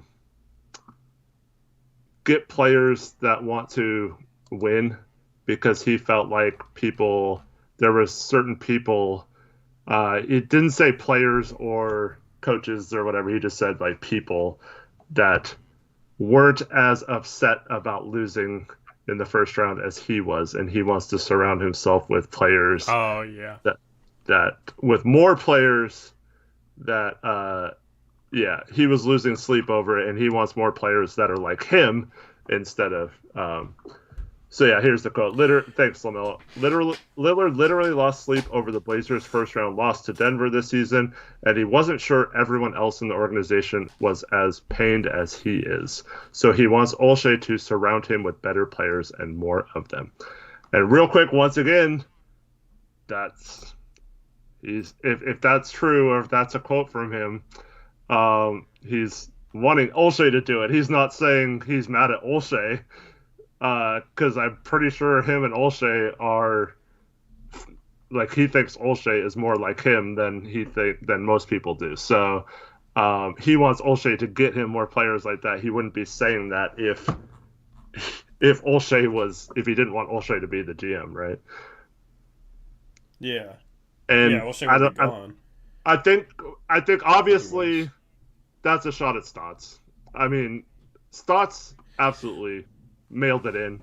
He didn't even try to fix any of the problems with the team. He just thought he'd roll the ball out there and do the same crap he's done for the last few years, and that would happen. I think it's a shot at Stotts and a shot at CJ. And it's a shot at CJ because, I mean, I don't really care about this crap, but CJ's out there posting his meme of him stepping out of bounds and and doing all that stuff and not seeming too upset about it. His post game conference or whatever is I don't even know I don't remember anything quotable from him, but he didn't seem that upset or whatever. He's a guy who enjoys his offseason too much. Yeah. Nurk was absolutely pissed off. Like, like Nurk was talking about, like, I don't even know if I want to be back. I need a better role. Like, this is BS, that kind of stuff. So you can tell that guy wants to win, right? That's why I want Nurkic back. Yeah. I want Nurkic back. The only way I'm trading Nurkic is if it gets a deal where we're getting like Siakam for, or get something like that done. At that point, okay. But there's all these clowns out here, Eric, that just want to flip Nurkic for whatever, due in part to him being frustrated with them losing. We need guys that are frustrated when they're losing. I don't care if they say some stuff that's just kind of out there and maybe throwing somebody under the bus. Sure, it's not necessarily a good look, but it's better than a guy like CJ who's like, okay, I'm just going to go drink my own wine and kick back and read some books and come into training camp overweight once again. We don't need that. We need guys that are competitive. Yeah, I mean, I don't know. I could rant about this for a while, so I'll just let you keep going. That's my thoughts on it.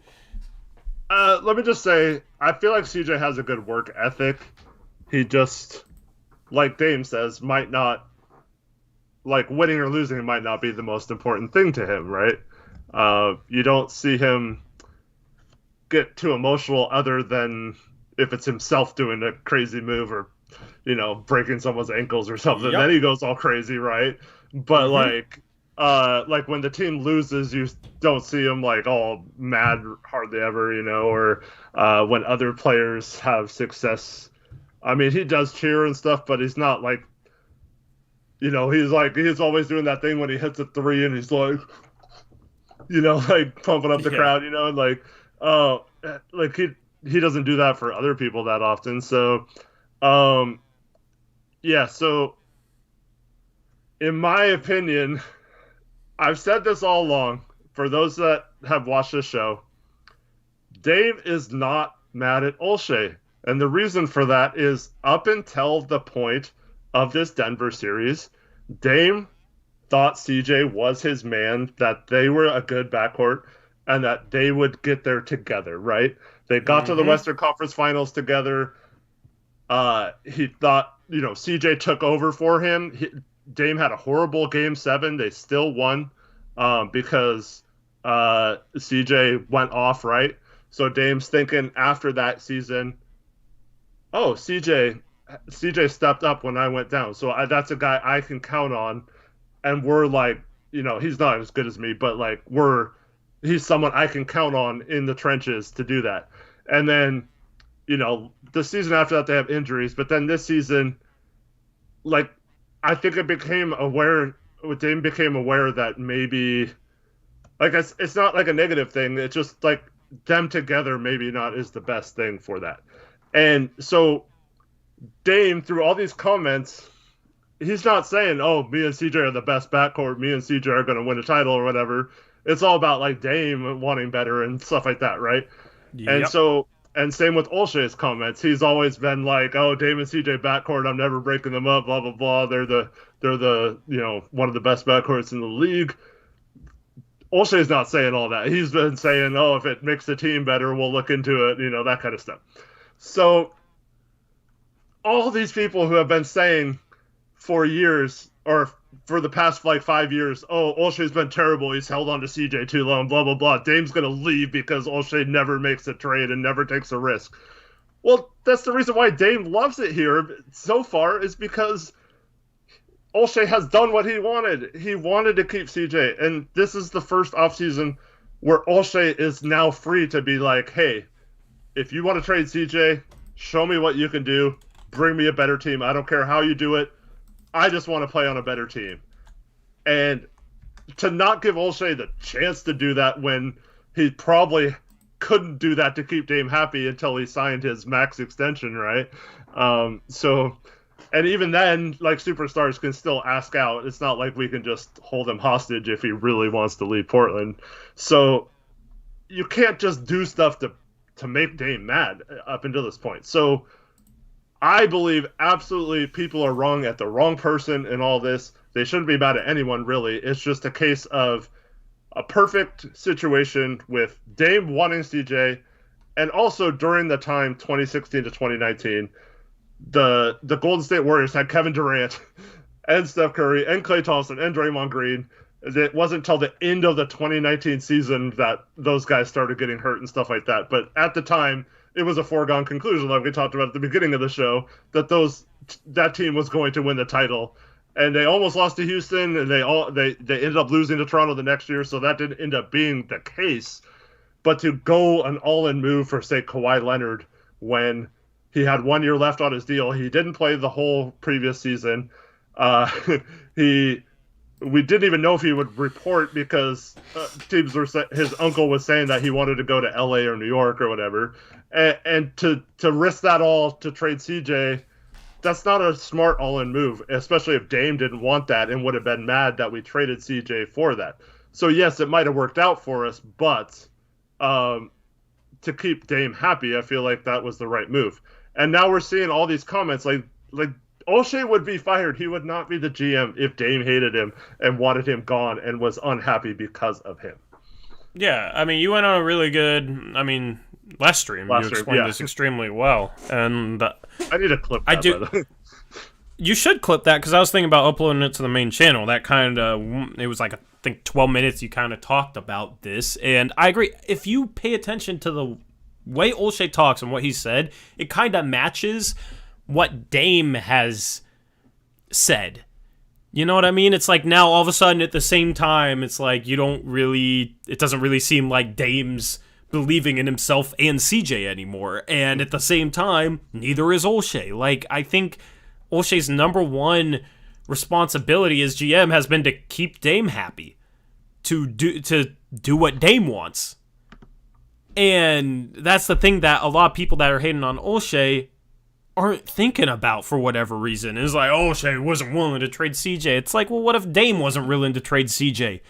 When it came to Terry Stotts, it's like, well, they got to keep Dame happy, and they're not going to fire Stotts because Stotts is Dame's guy. But then when it comes to CJ, it's like, Olshey didn't trade CJ, even though he was Dame's guy. It's like he should have still traded CJ, even though Dame wanted him. Like, it's contradictory, those two trains of thought. So, as far as like Olshey bashing goes, that's why I'm not anti-Olshey, and that's why like we'll talk against some of the ridiculous stuff like other GMs think Olshey is too feeble-minded to do anything because he hasn't traded CJ. Like, it's stuff made up like that. I mean, just if it's a situation where Dame didn't want to trade CJ, you know how ridiculous that sounds? Like, so that's the thing. I think Olshey has wanted to put together a contender. Why wouldn't he? Like, the fact that people doubt his intentions on that is just mind-boggling to me. You know what I mean? Sure, he's made some mistakes, but it's like I think he wants to put together a contender, but he also wants to keep Dame happy. So he works with Dame for that. And now it's a situation where I think Dame doesn't really care to play with CJ next year. And going back to the quote that you talked about, Dame having more guys that really want to win, I don't think CJ's that guy. I mean, who posts a GIF of their reaction after they step out of bounds, down 3 with 12 seconds left in a critical Game 5 of the playoffs when your teammate has like 55 points and has just carried your entire team? Like, if I was Dame and I saw CJ posting that GIF, I would have been pissed. And it would have been to the point where it's like, you know, I already would have been like, okay, we should explore CJ trades this offseason. But then if I see that, I'm going to Olshey. I'm like, get this guy off my team. You cannot be a contender if your number 2 guy does not want to win that badly. Like, sure, stay even keeled and whatnot, but the fact that you're posting a GIF of you making that, you know, of you reacting after you make that mistake is just ridiculous to me. I don't understand. Like, I didn't think about it until now, so I'm kind of stumbling over my words a little bit. I didn't really think about it till now. I would be pissed if I was Dame with CJ posting that GIF. That GIF. There you go. There you go, Saints roll. That GIF. Easier. Yeah. Is it GIF or GIF? GIF, I don't know. I don't care. You guys know what I'm talking about. I'd be pissed if I was Dame. Wouldn't you, Chet? I think it should be GIF, but I think the original intention was GIF. I mean, yeah. I don't freaking know that. Who cares, man? GIF. That's how it's spelled. Mm-hmm. So it probably stands for something. It's probably an acronym. That's why I was saying it like that, man. But sure, GIF. Daniel Gifford. Yes. Okay, I'll start saying that, chat. I mean, wouldn't you be pissed if you were Dame and CJ's posting that, though, Eric? Yeah, I mean, I don't know. I mean, I don't think he would go from like, oh, CJ's my best friend to seeing one meme and being like, oh, never mind. Well, I'm saying if I was Dame, yeah. Yeah. But I mean, Dame needed some help, but the thing I always come back to is Dame's worst game of the series we won and blowout too. So I think some of the people who are saying like the roster is trash or whatever is like it gets a little tiresome because it's not. But I mean, you and I felt like several times we're more mad about a loss than the Blazers were after a game. You know, they lose in Minnesota, and you know, we hear like, oh, it's tough to beat a team twice in a row, and we lose in Golden State after we just played so well, and then we play like absolute crap the next time we play them, and it's like, oh, we went 500 on the road, so it's great. You know, it's like, no, I want you to be mad that you didn't go 3-1 on your road trip, or that you didn't win both games against Minnesota, and like that level of frustration has been, like that's one thing that drives really good players is to not be satisfied with things like that, to like want more and always be craving more. And so if Dame realized that certain players, I mean, it could be CJ, he could be like not talking about CJ, I guess. Like it's just like speculation, I guess. But it's pretty logical based on some of the comments and stuff. But like to always just say that, like, because you have like a new coach now, and I've seen videos with him saying like, who cares if your offense is good? Like, you can always get better, and like you always want to get a better shot than what you got. Like, yes, you can get a good shot, but like why not do something different to get an even better shot next time or whatever? And then to hear the coach saying like, oh well, our offense will work it out. Oh, like, it's fine. Like, we're number one offense. Like, who cares? Like, we don't need to change anything. Like that kind of stuff just would drive me crazy as a player. And I'm hoping that that's the reason for Dame's frustrations. It makes a lot more sense for that to be the frustrations after everything he said. And yeah, if they can't do anything to make that better for him, sure, he could get tired of the situation and want to leave. But in my mind, that's why Dame's been upset, is because he finally realized that he wants it more than some of these other people, and he wants some people who are just going to like, and that's why he likes the Draymond Green, right? Because Draymond Green will probably like break something in the locker room at halftime if you're losing by 1 point, like he's the kind of guy who will get on anyone anytime something bad happens. And so he's probably like, now at the Olympics too, he's going to be gravitating towards people who are more like his mindset, and he's going to want to play with those guys. And that doesn't necessarily mean stars. I mean, you can have role players who are just as intense and who step up in big moments and do things. But yeah, it's just like so many people have been not held accountable and just allowed to do whatever the heck they want because they bailed out the coach several times, like a CJ. So like CJ like was never, I don't know, I feel like he was never really in trouble with the coach. Like, he could just do whatever he wanted on the court, and stuff like that had gone unchecked for so long that I think Dame finally just realized that this enough is enough, and like give me some guys who want to like go down swinging with me instead of just being like, oh, it's okay because I still have my wine this summer, Yeah. I don't know. Like, this conversation has made me soured more on CJ. Now it's like, okay, screw it. Send him to Philly for Ben Simmons. Well, you know what I mean? Like, no, this combined with the fact, okay, if we got offered that package, that like if that's true, like CJ should have been gone, right? If this is all true, like just ship him out. And Kevin Love's been a baby too in Cleveland. He's definitely been. He's had attitude problems. He's done like baby stuff on the court. And I don't want him on the team either.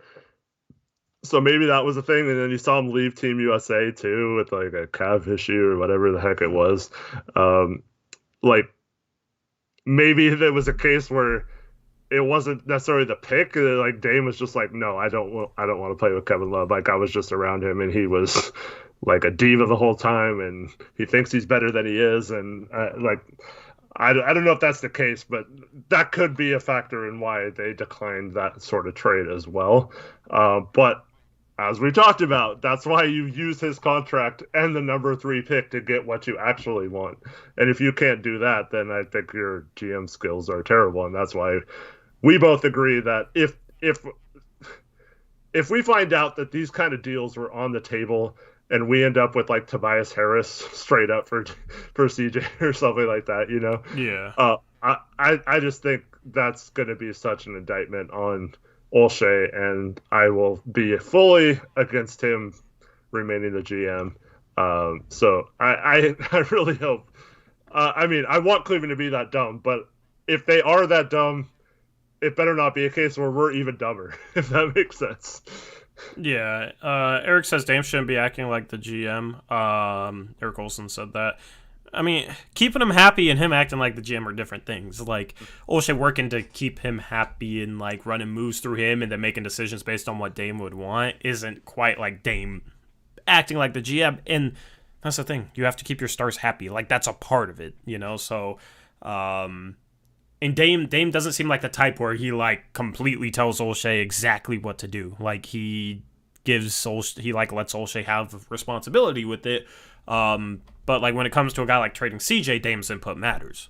Well, here's the thing. Like, Dave's not saying, because you saw LeBron go to Cleveland and he's like, oh, I want Kevin Love, and like he basically he's like, I don't want to play with Andrew Wiggins, like trade him for Kevin Love, basically. And, like, that's being a GM, right?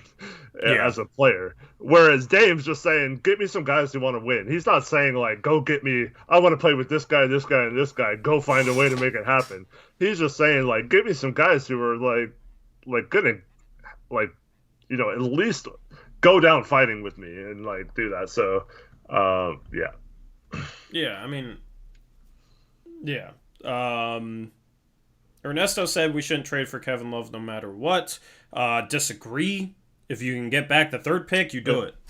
It's not about Kevin Love, too. Yeah, it's not about Kevin Love. We can buy him out for all I care. Like who cares? Like, but that salary you could use and attach that pick to basically, because honestly, if we get the number 3 pick, then players like Jaylen Brown, I mean, you call Boston and be like, hey, we have the number 3 pick, like, that becomes a little more enticing for those teams versus CJ for whatever, especially, and it opens up to both rebuilding teams and non-rebuilding teams too, because a lot of teams won't want to make an all-in move. But let's say the Clippers, let's say they lose Kawhi in free agency or whatever. I mean, the timing doesn't really make sense, but you just drafted Evan Mobley or whatever, and he's played at USC, and use him and Love's salary as part of a package to get a Paul George or something like that. It just opens up so many more possibilities, and I don't see why you wouldn't do anything like that. I mean, yeah. That's the thing of people. Like, people see one player involved in a trade when the trade is quite obviously for something else, and they'll be like, why would you ever trade for that guy? When that's not the reason why the trade's being made. He's, like, thrown into match salary or thrown in because the other team doesn't want him, and you're willing to take him on because you're getting the 3rd pick. Like, that's the thing, is it's not just us trading for Kevin Love. If we're getting the 3rd pick in the draft, in a loaded draft, like, it's about the 3rd pick there. But, yeah, I mean, I don't know. I don't know how much to read into the top 4 pick thing. I don't know what Olshey's going to do. We should have something here in the next week, because I would think it would happen before the draft. Mm-hmm. If some sort of trade like that happens. So we should have our answer, like, I don't know, we could have the answer like 4 or 5 days from now. We could have the answer tomorrow. Like, we made a trade a couple days before the draft last year. The draft is the 29th. The draft's a week from now. Week from today, yeah. Yeah, so, I mean, we're like right there. We're right on the brink of stuff happening, hopefully. Or right on the brink of being like, wow, they got this guy for this and we didn't. That we might be on the brink of that. Hopefully not. But, yeah, I mean... And who knows, maybe Kawhi wants to come here and we know that and we're just going to wait and then sign and trade for him. I mean, that probably a 0.1% chance of that happening, but like just because something doesn't happen by draft night doesn't mean it's going to be a bad offseason. So like I'll be maybe frustrated if some stuff's going down and we're missing out and I feel like we could have jumped in and given similar value. But it's like you'll have other people that be like, oh, here goes Olshey again, we're not going to do anything. Like, it's not necessarily something where we have to do something by draft night for it to be worthwhile. But you will have an answer on like, okay, are we going to turn CJ into a top 4 pick and then flip it or use it or whatever? You'll have that answer by draft night. Yeah. I mean, technically Kawhi could opt into his contract. I mean, I'm not even trying to go there. I'm just using it as an example. Like, dude, what if we... Now my mind's going crazy. What if we trade CJ for Kevin Love and the number 3 pick, right? Then free agency comes around. Kawhi tells him, I'm leaving for nothing. So you either sign and trade me to Portland, or you lose me for nothing. We only have,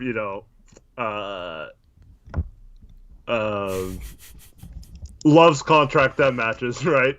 And then, but we drafted the number 3, and we have two future firsts, and we're like, okay, we understand you're gonna have to take Kevin Love, but here's 2 future firsts to make up for that, right? So we get Kawhi and the number 3 pick for CJ, basically. Eric, stop. Stop. That's not that crazy, but whatever. Dude, it's as crazy as let's sign and trade. I mean, that's the big if, isn't it? Yeah. It is if Kawhi wants. Like, I'm not. Like, Kawhi should be plan A, obviously, but like the chance he wants to come here is extremely small.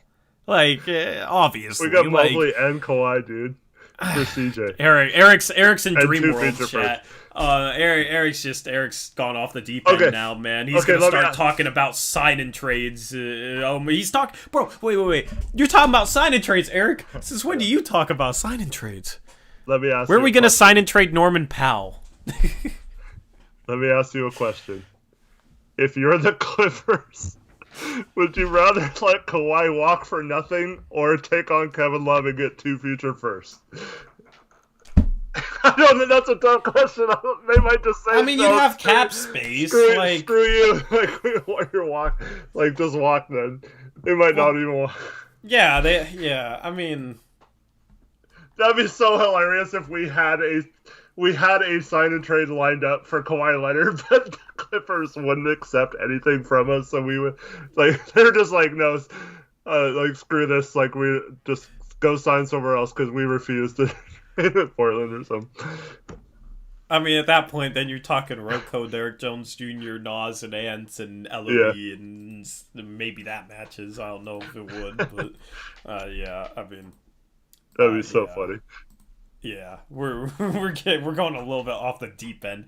See, I like what we do, because like we can discuss stuff with knowing what accurate value is and what's realistic and what's not. So when you start going a little too deep off the deep end, I'm like, shoot, man, we sound like the radio or something with some of that. I mean, like, you have to. Here's the thing: if you trade for a Pascal Siakam, you can still go and try and convince Kawhi Leonard to sign, because I assume the Clippers would take back Pascal Siakam in a sign and trade, and if not, you have Pascal Siakam. So, like, Kawhi should definitely be somebody we try and go get, even though the odds of getting him are insanely small. Yeah. But, like, that's the thing, is we can make moves before that to set up a roster for next year, and then we can try and throw the Hail Mary, and if not, we can fall back on we've done a good job. And we've put together the roster we need. So, that's kind of the situation. For me. I don't know. The plot twist, this is actually Danny Meringue disguised as Eric. Yeah, there you go. There you go. I mean, I would love to dream about Kawhi and Evan Mobley. Trust me. Whatever. If I was in disguise, I would be like, screw the number 3 pick. Let's just get Colin Sexton instead. So Love and Sexton for CJ. I would refuse the number 3 pick and get Colin Sexton instead, because he's just as good as CJ. Yeah, we need to trade CJ because he can't defend and is an undersized 2 guard, and we should trade him for a just as bad of a defender and a more undersized 2 guard. That's even more of a ball hog. Like the fact that he wants. I mean, I don't even want to go into that. I'm not gonna go into that. Anybody with common sense can question that themselves. Yeah. So I don't know, man. Is there, despite having some fun and like going off the deep end, just if you're gonna take anything from this episode of Blazers Uprise Live, just anyone who's saying, "Oh yeah, we don't need a pick," like, why would we get a pick? Like, I hope we explain things as to why it's very important that we do get that if that's on the table, because I mean, the possibilities are endless with what we could do, and I still think just drafting someone at 3 is better than keeping CJ possibly. So, yeah, if we can find a way to get several assets here, or several good players, Yeah. especially, yeah. Yeah. This Also, this is funny because I thought I had the perfect trade come up with, but like, yeah, it's I don't know. This is maybe go a little crazy, yeah. yeah. I mean, I don't know. We'll have fun with it. Like the way we word things is very specific with Mhm. this, and the way I worded kind of talking about this stuff earlier, like I said multiple times, it's informed speculation from Yeah. people that might have some knowledge, that could have some knowledge on this type of stuff. So, but it's still just speculation. Because I always feel like there's a people out there that'll take that and be like, "Oh, Portland got offered Siakam in the 4th pick for Nurk and CJ and extra stuff," and they said no. Like, nobody said that. Like, it's none of this is for sure at all. It's informed speculation. That's why I said that. So definitely pay attention to the way we phrase things. Well, just look at the other media that has a lot of uninformed speculation because they have pure hatred in their hearts. So, yeah. We can take questions on stuff relating to this. I'm not gonna talk about like what I think about Dame's latest IG post or like that type of stuff. I don't know. It's just I don't read into cryptic social media stuff really. Like I don't care to. So I think people overreact to that type of stuff. So I'm not going to. Yeah.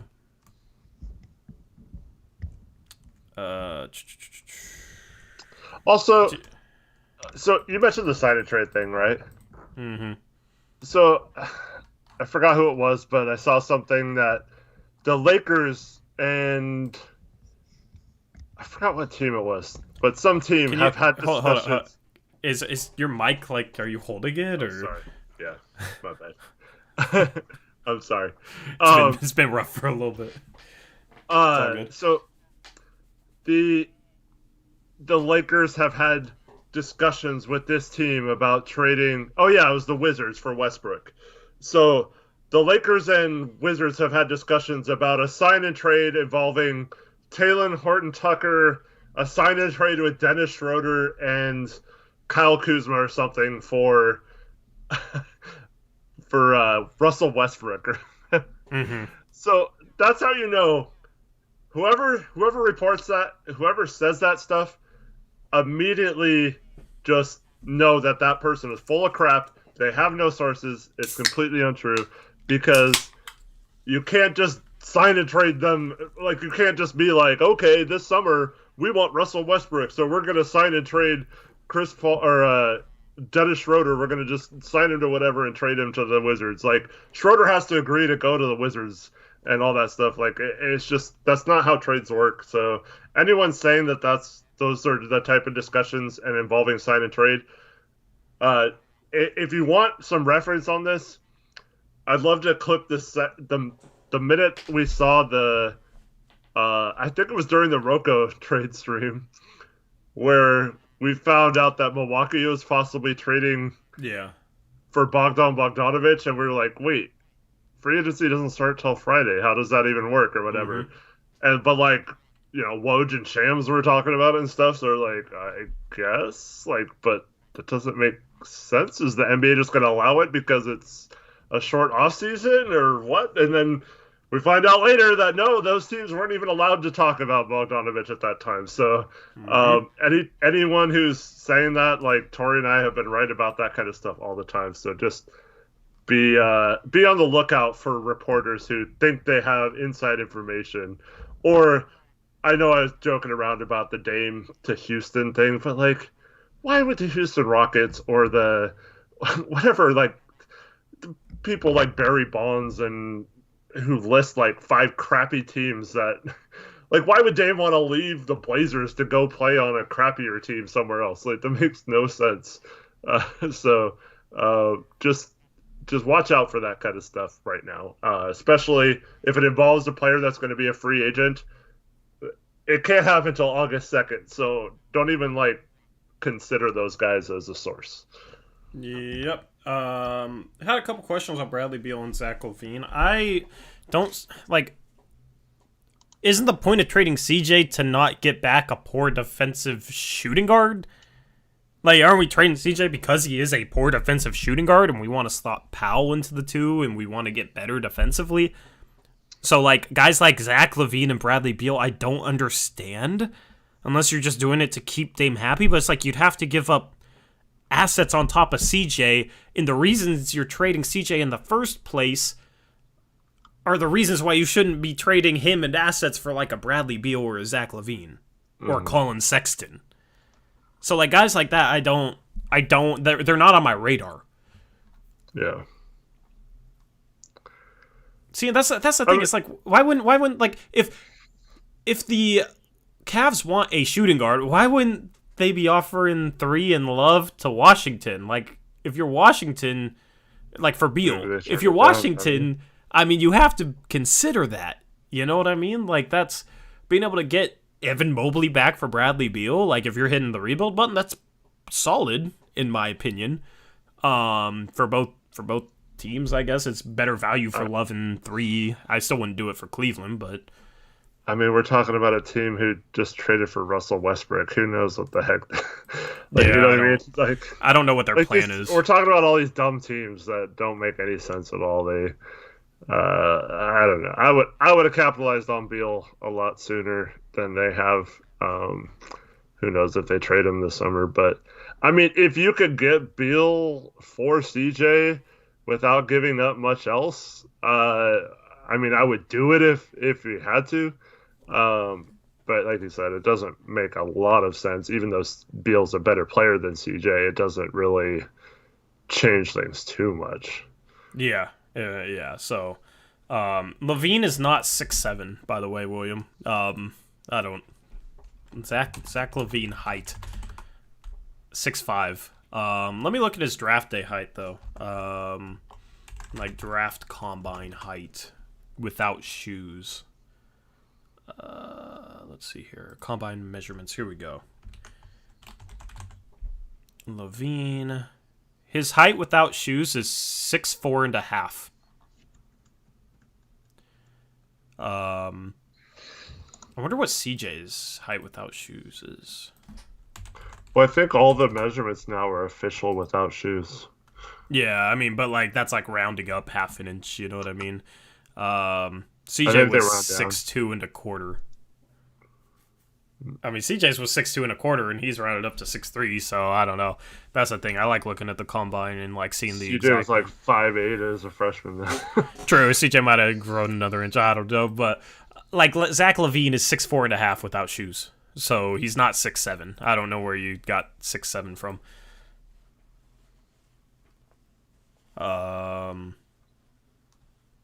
Wingspan, I think it's at 6'8", but CJ's is like what 6'6", 6'7".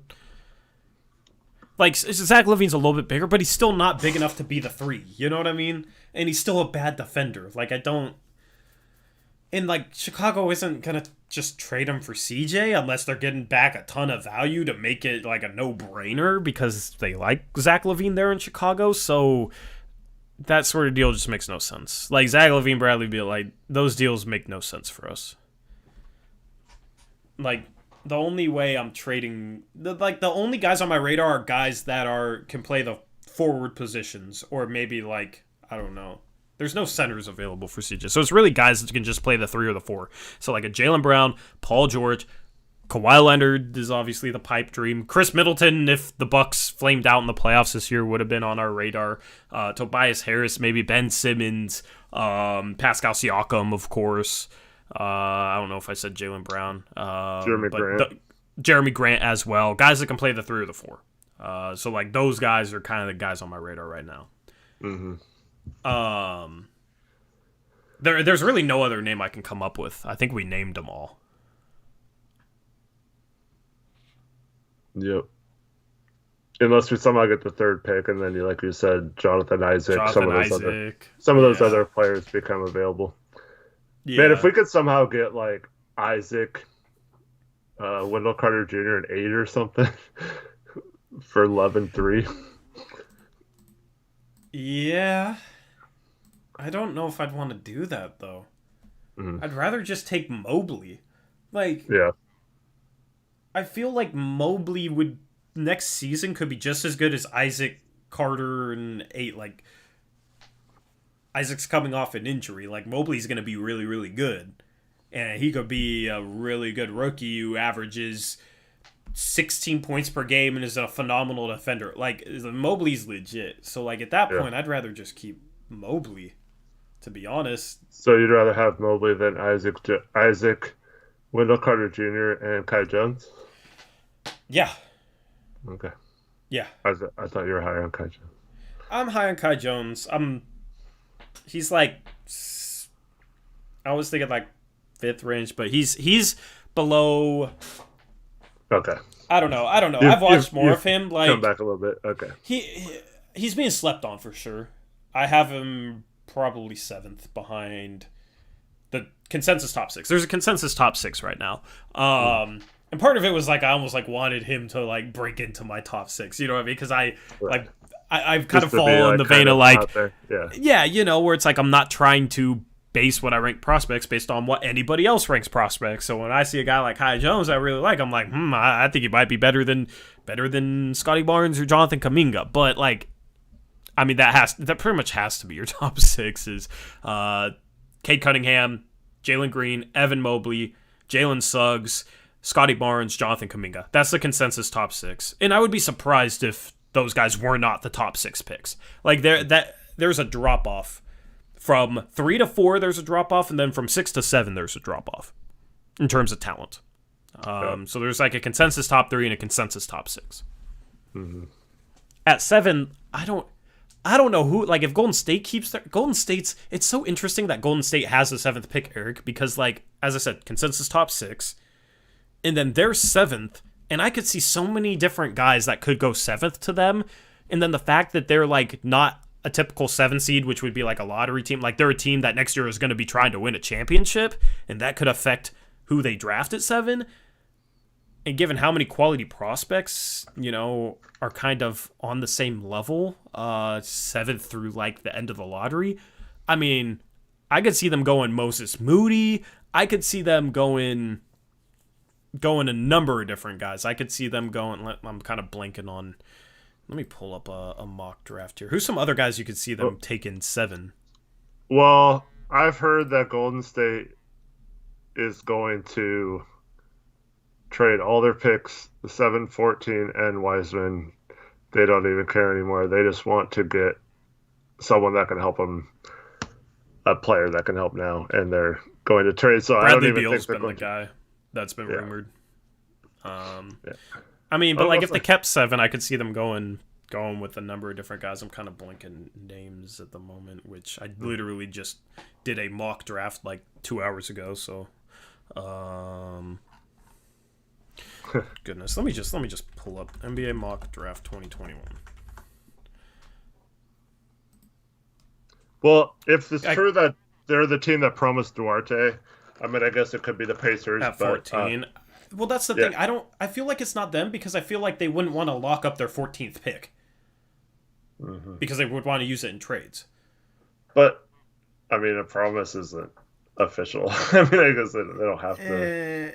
If they trade the pick, that could be like, I can't remember hearing a player get promised and then like his promise didn't work out. You know what I mean? I don't know. I feel like that's bad for player relations. I could see them going Jalen Johnson at 7. I could see them this mock draft on the word. I could see them going Davion Mitchell at 7. I could see them. Dude, CBS's mock drafts suck. I'm looking at one where like Zaire Williams goes 8, BJ Boston goes 9th, and it was updated today. Yeah. Greg Brown goes 14th. I'm seeing another one that has Isaiah Jackson going 12th, Trey Mann going 10th. What? Jalen Johnson going 19th and what in the world? Yeah, CBS's mock drafts suck. They've always sucked. They're the worst. I mean, I could see them maybe taking a flyer on a Franz Wagner or Josh Giddey. I don't know, man. There's a number of guys there.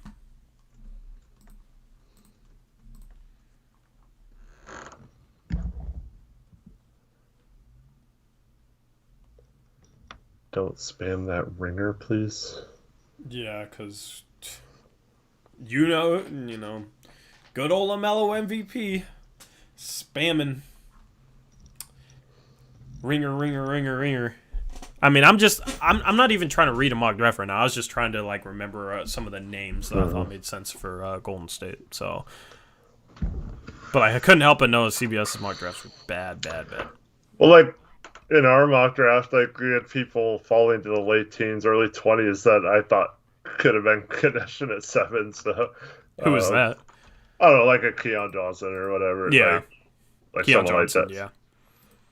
So who the heck knows? Like you said, there's a definite 6, and I feel like there's a group of like 10 to 12 guys that could go anywhere from that 7 to 15 range. Yep. Anything else? Or maybe if there's a couple more good questions, we'll take a couple more good questions. But any other off-season stuff to touch on? No.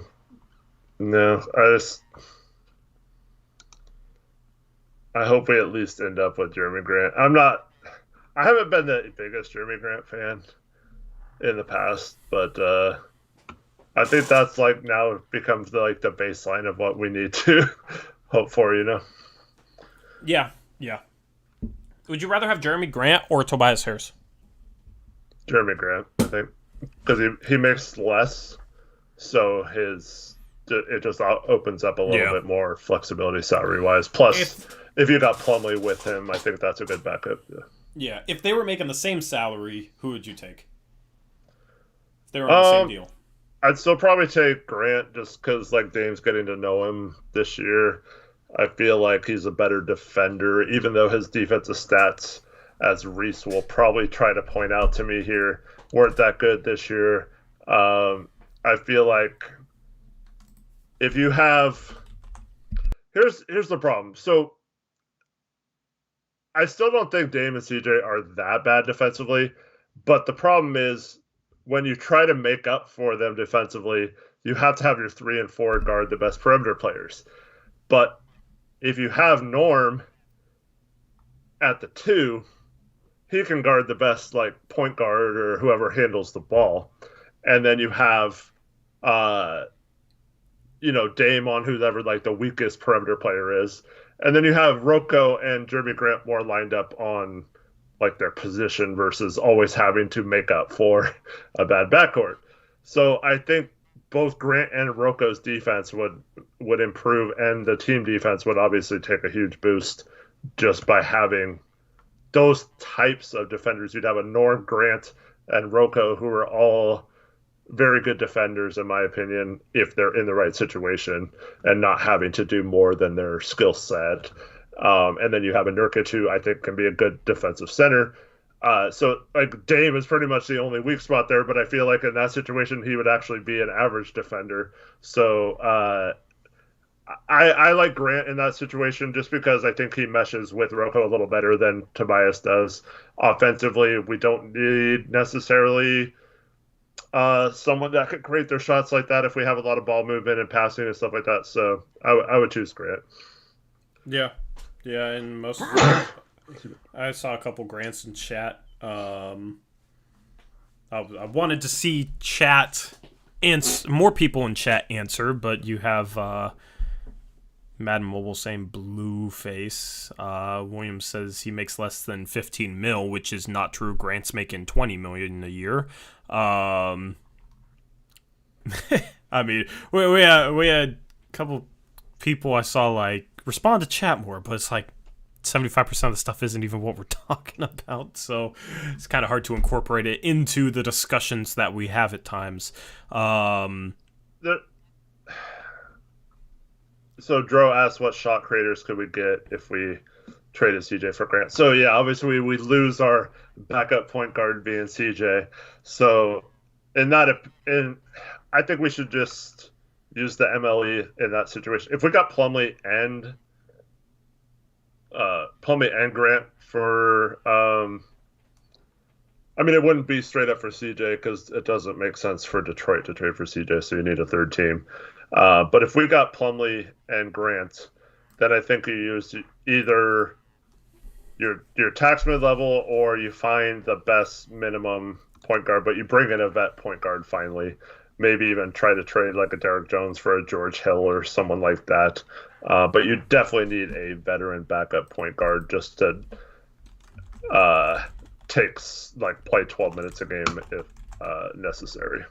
Yeah, and the Grant can be a follow-up move. Rocco and Derek Jones Jr. barely match Grant and Plumlee, so it could be a follow-up move to a CJ trade. So that's kind of my hope, is like Jeremy Grant is a follow-up move, because that's about as good of a follow-up move as you can get, to be honest. So somebody asked, how do we get the biannual exception? That was Go Niners 05. What's up, Go Niners 05? I'm not gonna say the username. I can't bring myself to do that, and I know Eric understands. How do we get the biannual though? Using the biannual exception hard caps us at $143 million roughly next year. So we'd have to keep our salary under that number. That's basically the only way we can use the biannual exception. Buy Norm, buy all our free agents, and then yeah. Which is not worth getting like $3.5 million to sign someone. Like, who cares? Yeah. If only. Do you want me to say Go Blazers 05? Would that be better? Because I could say Go Blazers 05. Yeah, maybe he's an Atlanta Hawks fan, not a Seahawks fan. Well, I can't bring myself to say that if it's an Atlanta Hawks fan either. Also, I'm surprised he's here if he's an Atlanta Hawks fan. Maybe it was for the playoffs. Yeah. I don't know. Yeah, I'll say Go Blazers 05 if that makes you happy, or we can meet in the middle on that. Yeah, I don't know. Anything else? What else you got? We're 2 hours in, so about time to wrap it up, I think. Yep. Like you said, this is gonna be a crazy week. We had the draft was on a Wednesday last year. We had the Rocco trade on a Monday, so it'd be cool to have.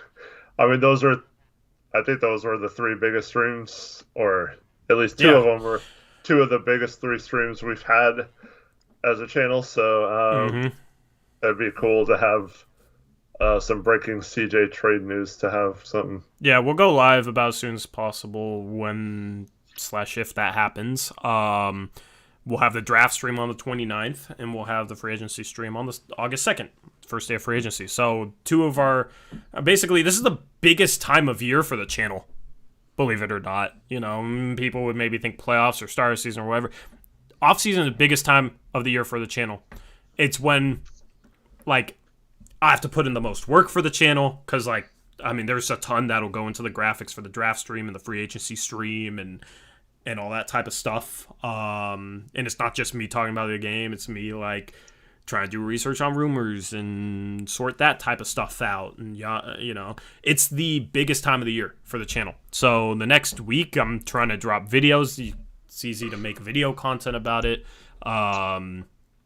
And as well as, like, prepare graphically for the draft. And then I only have a couple days to prepare graphically for free agency, because you guys know I like to go all out on the graphics. And if you're new and haven't, you know, tuned in for one of those streams, you will soon realize, as long as you tune in. So definitely, you know, try and tune in. I'm excited for those streams.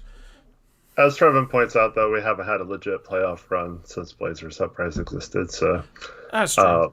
If we had, like, the Dame shot against OKC and we're on afterwards, I'm sure that would have been our biggest post-game show ever.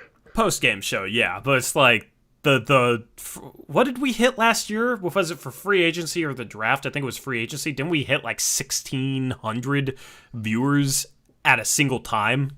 That was, like, I think, our record. I think our record's, like, 1,600 viewers at once, and it was during the free agency stream. So, I mean, hopefully we can hit 2K. You know, that'd be pretty cool. I don't really care a whole lot. It's more of the experience. You know, it's cool to hit higher numbers and whatnot and have big streams and well-watched streams. And it'll be cool to hit 5,000 subscribers, which we're getting closer. I believe we're only like 65 away. So, yeah, that'll be fun. If you're not subscribed to the main channel for some reason, maybe you found this channel and don't even realize that, yeah, we stream here twice a week, but we post videos and do big-time streams and post-game shows over on our main channel. That's Blazers Uprise. Definitely go subscribe to that. I'll post the link in the chat. This channel is getting big enough to where I feel like some people might find it, and they might not realize that we have a main channel, and this is just kind of our second. So I will post that link in the chat for you guys. We will have a show on Monday for sure. We'll also have a show Wednesday night previewing the draft, and we'll go live if there's a big trade. You know, if there's a big trade Wednesday night that maybe we won't preview the draft, we'll be talking about that trade. You know what I mean? Like, I don't know. So, like, depending on moves, we'll stream depending on what the Blazers do and when they make moves and whatnot. But the plan is Monday we'll be here. And then Wednesday we'll have like a full draft preview and we'll talk a lot about prospects and whatnot. And then Thursday is our draft stream. And then the day before free agency, it'd be cool to do a stream. So, and preview free agency a little bit.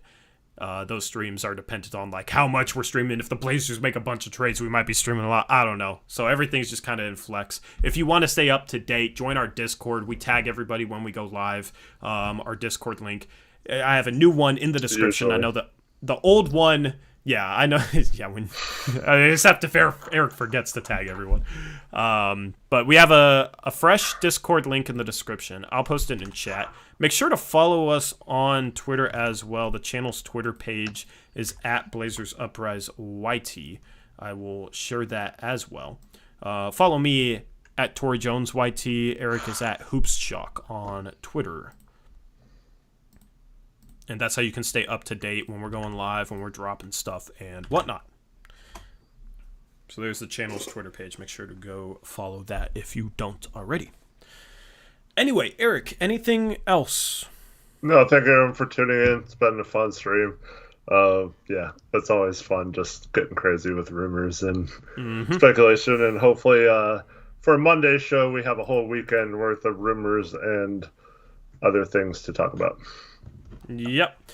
Appreciate the support in chat and all the support that you guys consistently give us. We're looking forward to the next 2 weeks. Hopefully, after 2 weeks, we're in a good mood. Fingers crossed for that. We'll be live again on Monday. There will be at least one, probably two, probably three videos that drop in between now and the next time we're live on Monday. So, or maybe we're live before then. I don't know. We'll have to wait and see.